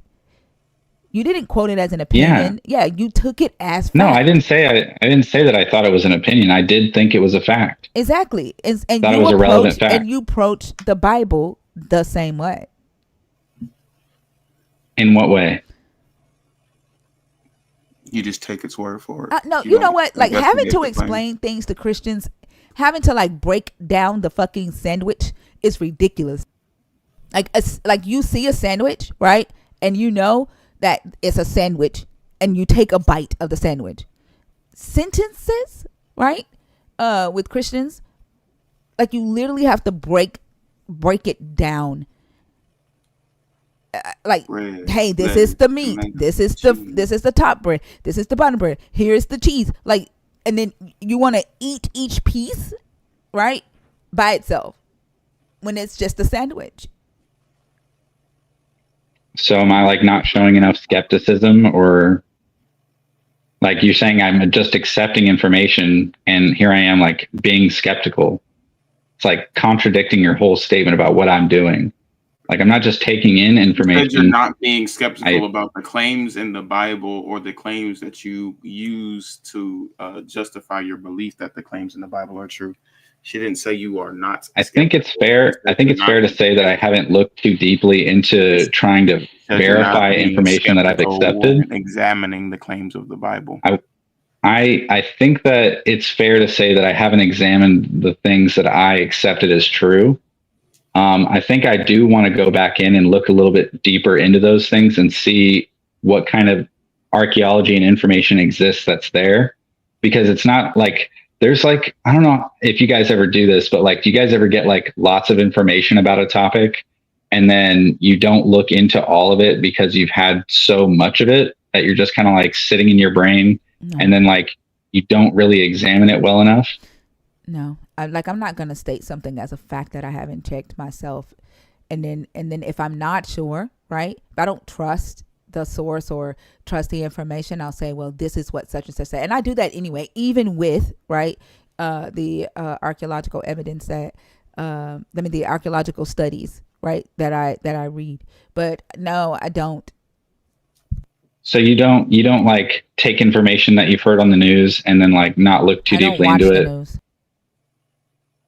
The news, like information, like new information. And do what with it? Just start telling people it as a fact without checking it out myself? No, I don't. You don't ever do that? No, I don't. I think people who do that are harmful. And I think people who do that are the reason why so many people's minds are fucked up. I'm not defending it. I'm saying it's like an accidental thing that can happen. No, I don't. Like it's not intentional. Like I'm not like intentionally. I don't do it. No, it's one of my biggest pet peeves. So you don't ever just take any information like how many times do I say no? Right, like I've said no. Like I don't know. You're doing it. You're beating the horse again. Listen to because like it's like, okay, do you go and like chemically analyze your food type of thing? You know what I mean? It's kind of like that level of like, come on, everybody's got some level of trust with information. What? He thought that was a No, I'm saying he thought he ate, but the sandwich still on the plate. It's still on the plate. Well, like for example, like you trust that you're not just going to like float away from the planet. Like you trust that information, even though there's no like solid information that you could say, okay, the laws of physics will never change ever. And I know that. Have they changed to this point? Like that's the thing. Don't like, talk. Hey, but that's not Ryan, validatable. Ryan, like Ryan, I don't talk about shit I don't understand or shit that I don't know. And I've explained that to you. Didn't you just say earlier that you hadn't ever heard anything about the Ark thing? And I'm not talking about it. You are the one who was talking about Jesus being Noah's Ark. I'm not the one going around telling people that. You are. But that's not my point. My point is like you're out here talking about something like, for example, in the Bible, talking about like, you know, are the years wrong? Is the archaeology validating it? And it's like, okay, do you know that, or do you believe that from what you've heard from other people? And it's like there's a level of trust. Ryan, I'm sick of you, and I think you're doing this on purpose. Like literally, I wish you the best. And I can't prove that. That's the first time that I've said something that I can't prove. Bye. Exactly, Yanni. His pivot game is Kobe level. Like he's doing this shit on purpose, and the very fact, like the intention behind it, just feels so malicious. Like this is exactly why. This is why I would never be a Christian. This is exactly why. I don't know. It's just kind of ridiculous to assume Ryan, that I you said never bye. ever talk about anything that you. Ryan, I said bye. You're still here. Exit stage left, buddy. Goodbye. All right. Have a good one, guys. All right, man. I wish you the mediocrity. I think mediocrity sounds good. Gracious, what the entire flipping. Not too good, not too bad. Eh? And then that I couldn't even see his smile because I had like everything like covered up. But as I'm looking at my MacBook now and I see him leaving, that smile, he was doing the shit on purpose. Yeah. And like that's what I be talking about when they have that like they just feel so like so evil, so I don't even know the word for it, but it's abusive. They feel abusive. They feel mentally abusive.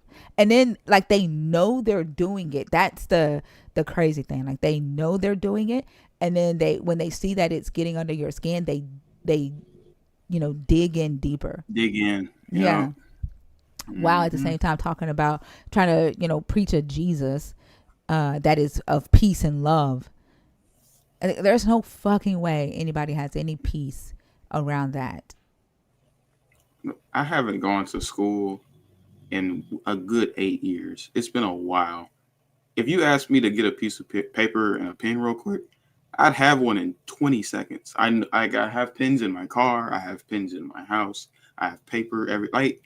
I could tell from that one where he was like, "You just want me to magically conjure a pen and paper?" Like, dude, what? Who said that?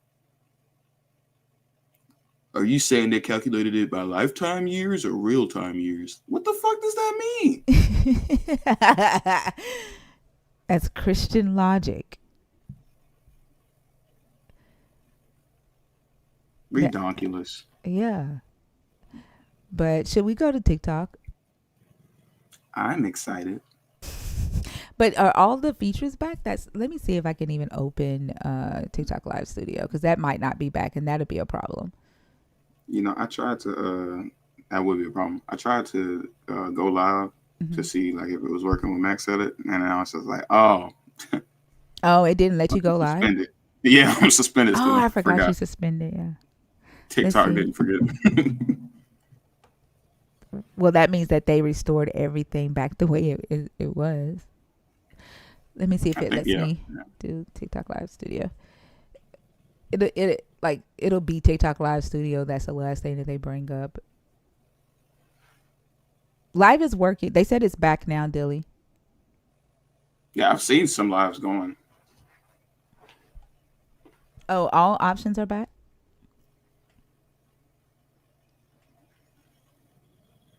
Well, I still stream here, Organic Perception.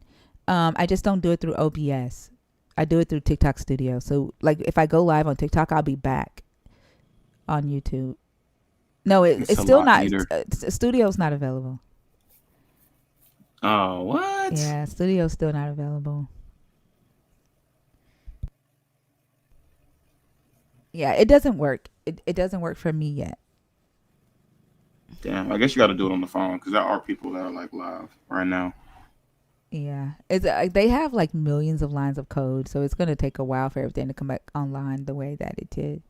But if you are a believer and you're not a gaslighter like Ryan was, or if you are someone who is deconstructing from Christianity, or maybe you're thinking about deconstructing from Christianity, and you have like questions that you want to explore, like I have questions. I would like to know, like, why do believers gaslight so damn much? Like, why don't y'all read your book?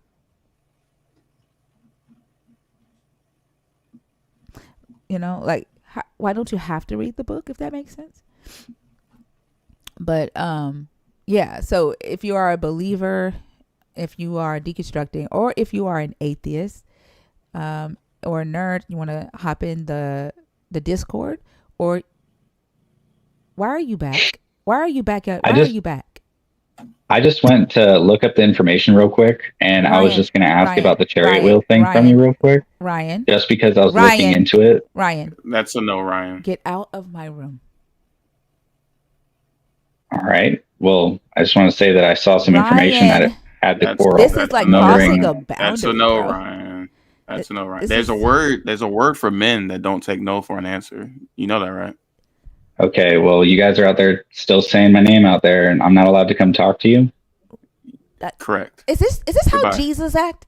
Like, didn't your Jesus say that I if the just people don't want what you have, shake the dust off your feet and just keep going? Like, did Jesus tell you to be this invasive? Did he tell you to cross people's boundaries? Like, would Jesus be happy with you right now, Ryan? I just kind of wanted to let you know that I Ryan, found some would information, Jesus and be I No wanted to one happy? see what cares, information you Would guys were Jesus be talking happy with about. you right now?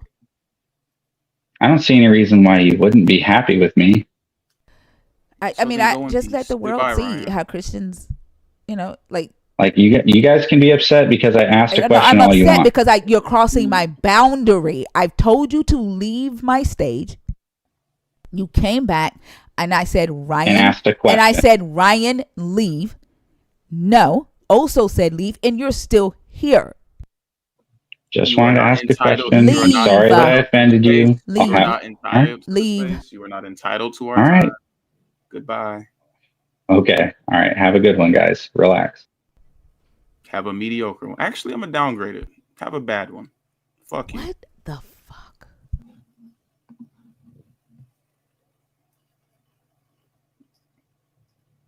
That exactly everything KN? Like, what?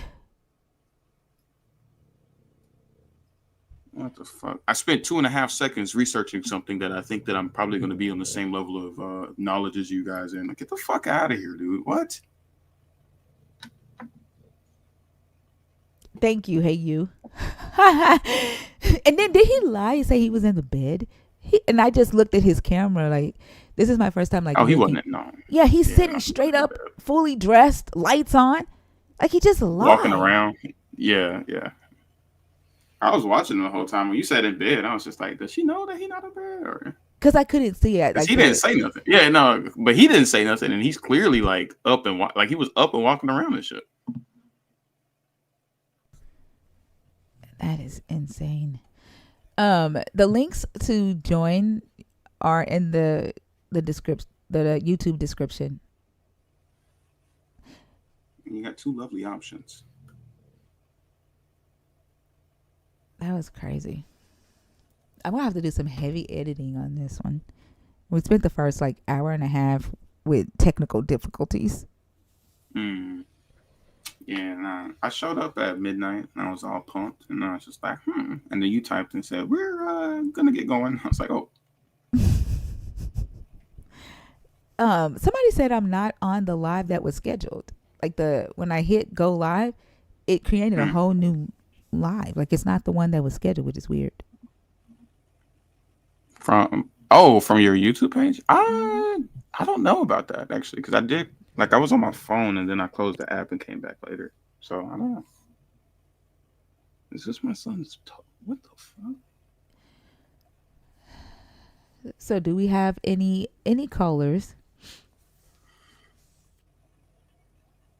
Yeah, he's having a downgrade. If you are a believer, if you're deconstructing, the guest box is open. That literally got my head hurting though. Well, every single turn, like he just made it way more complicated than it needed to be, and I cannot believe that he did not have the capacity to do simple math.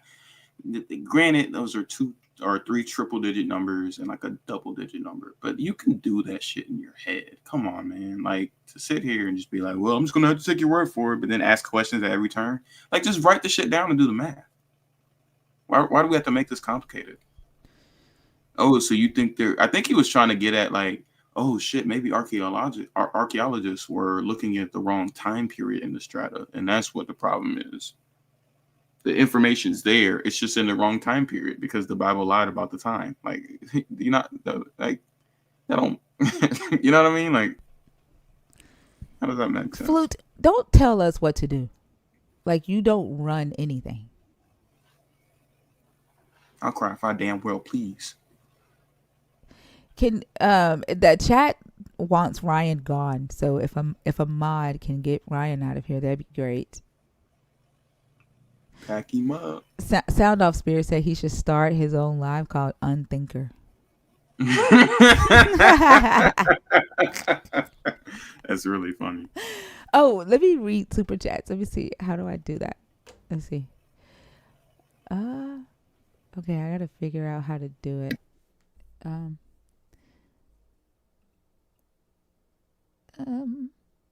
Goodness gracious, this OBS. Okay. Patron with the $2 super chat said, "My quickness killed me so quick, you know stuff." Thank you to Harmony with the $9.99 super chat. Thank you, Joshua, with the $15. You suck, Ryan. I forgot all about the kicking people over here. Like being able to kick people off the stage. I forgot about that. Yeah. Let me see. Oh my God. There's a whole lot of super chats. Let's see. Emir. Deja. Oh, I read hers out. Emir said, "I wish." Oh, it was with super stickers and super chats on Justin's line. Only 2 on yours. We got some new nerds in the house. Pat said, "I'm here because Justin told me to come." Pat gave a lot of super chats. Thank you, Pat. Let's see. He says, "Yo, if this was a 12-round fight, home girl." What does that mean? I just wanted to send you some money.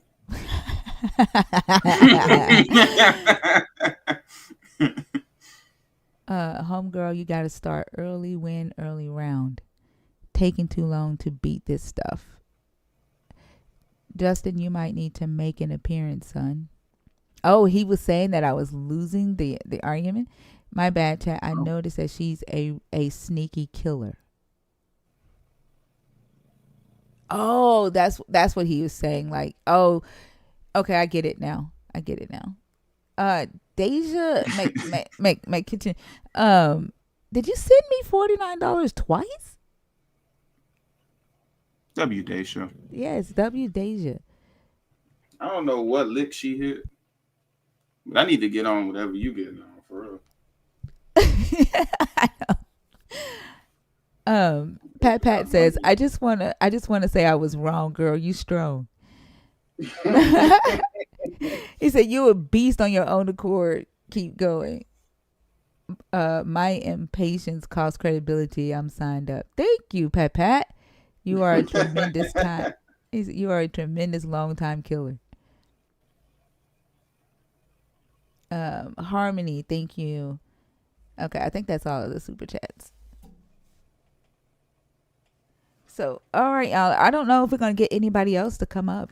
YouTube might not be like TikTok, where we can do the live for like all the way up till 10 a.m. It's possible. Huh? I said it's possible. Yeah, I don't know. I don't know that. I don't know. It's hard. It's going to be hard to like find a place where so many people can just like happen upon your live at any given moment. You know what I mean? Like having the live where there's hundreds of people in there, and like you're swiping through your feed, and boom, you see a live with a bunch of people, and it's popping. They're talking about incendiary things about the God that you believe in. It's gonna have a much bigger appeal than fucking scrolling through YouTube. You know what I mean? Like, I put YouTube on to go to sleep. I ain't gonna lie to you. Do you? Oh yeah, I put on a nice long like a nice long think piece about different media and art forms and stuff. Watch a good half of it, knock out, wake up, and watch the rest. You said about art forms? Different forms of art, music, movies, TV shows, books. Yeah, that's what my YouTube is full of. Or at least what I view. If you go to my page, it's gonna be a couple of my deconstruction lives and a lot of my video games. So Yeah, I think they want that algorithm because like they've been trying to replicate it, but they can't. yeah. How do you send a super chat? That's a great question. I don't know. There should be well, if you're on the computer, there's a little $sign next to the add emotes button in the chat bubble. And if you're on the phone, it looks like it's the same thing. There's a little $sign beside the emoticon button, and then you can send super chats and super stickers. I think she sent me a Cash App too. What? Yeah, she sent me a $50 Cash App too. Deja, did you mean to? Is she still here? Did you mean to send that much money? That's crazy. For future reference, Deja, Thinker's TikTok is LOSoRay. Just for future reference. I wonder if she accidentally did that, like, cause she sent the $50 super chat twice, and then she sent a $50 Cash App. So wow. I don't know if she meant to do that. Damn. You did? Damn, thank you, Deja. Twice? Man, let me put a W in the chat. Everybody else put a W in the chat. They should go crazy. Thank you so much, Deja. I appreciate that. She said not by accident.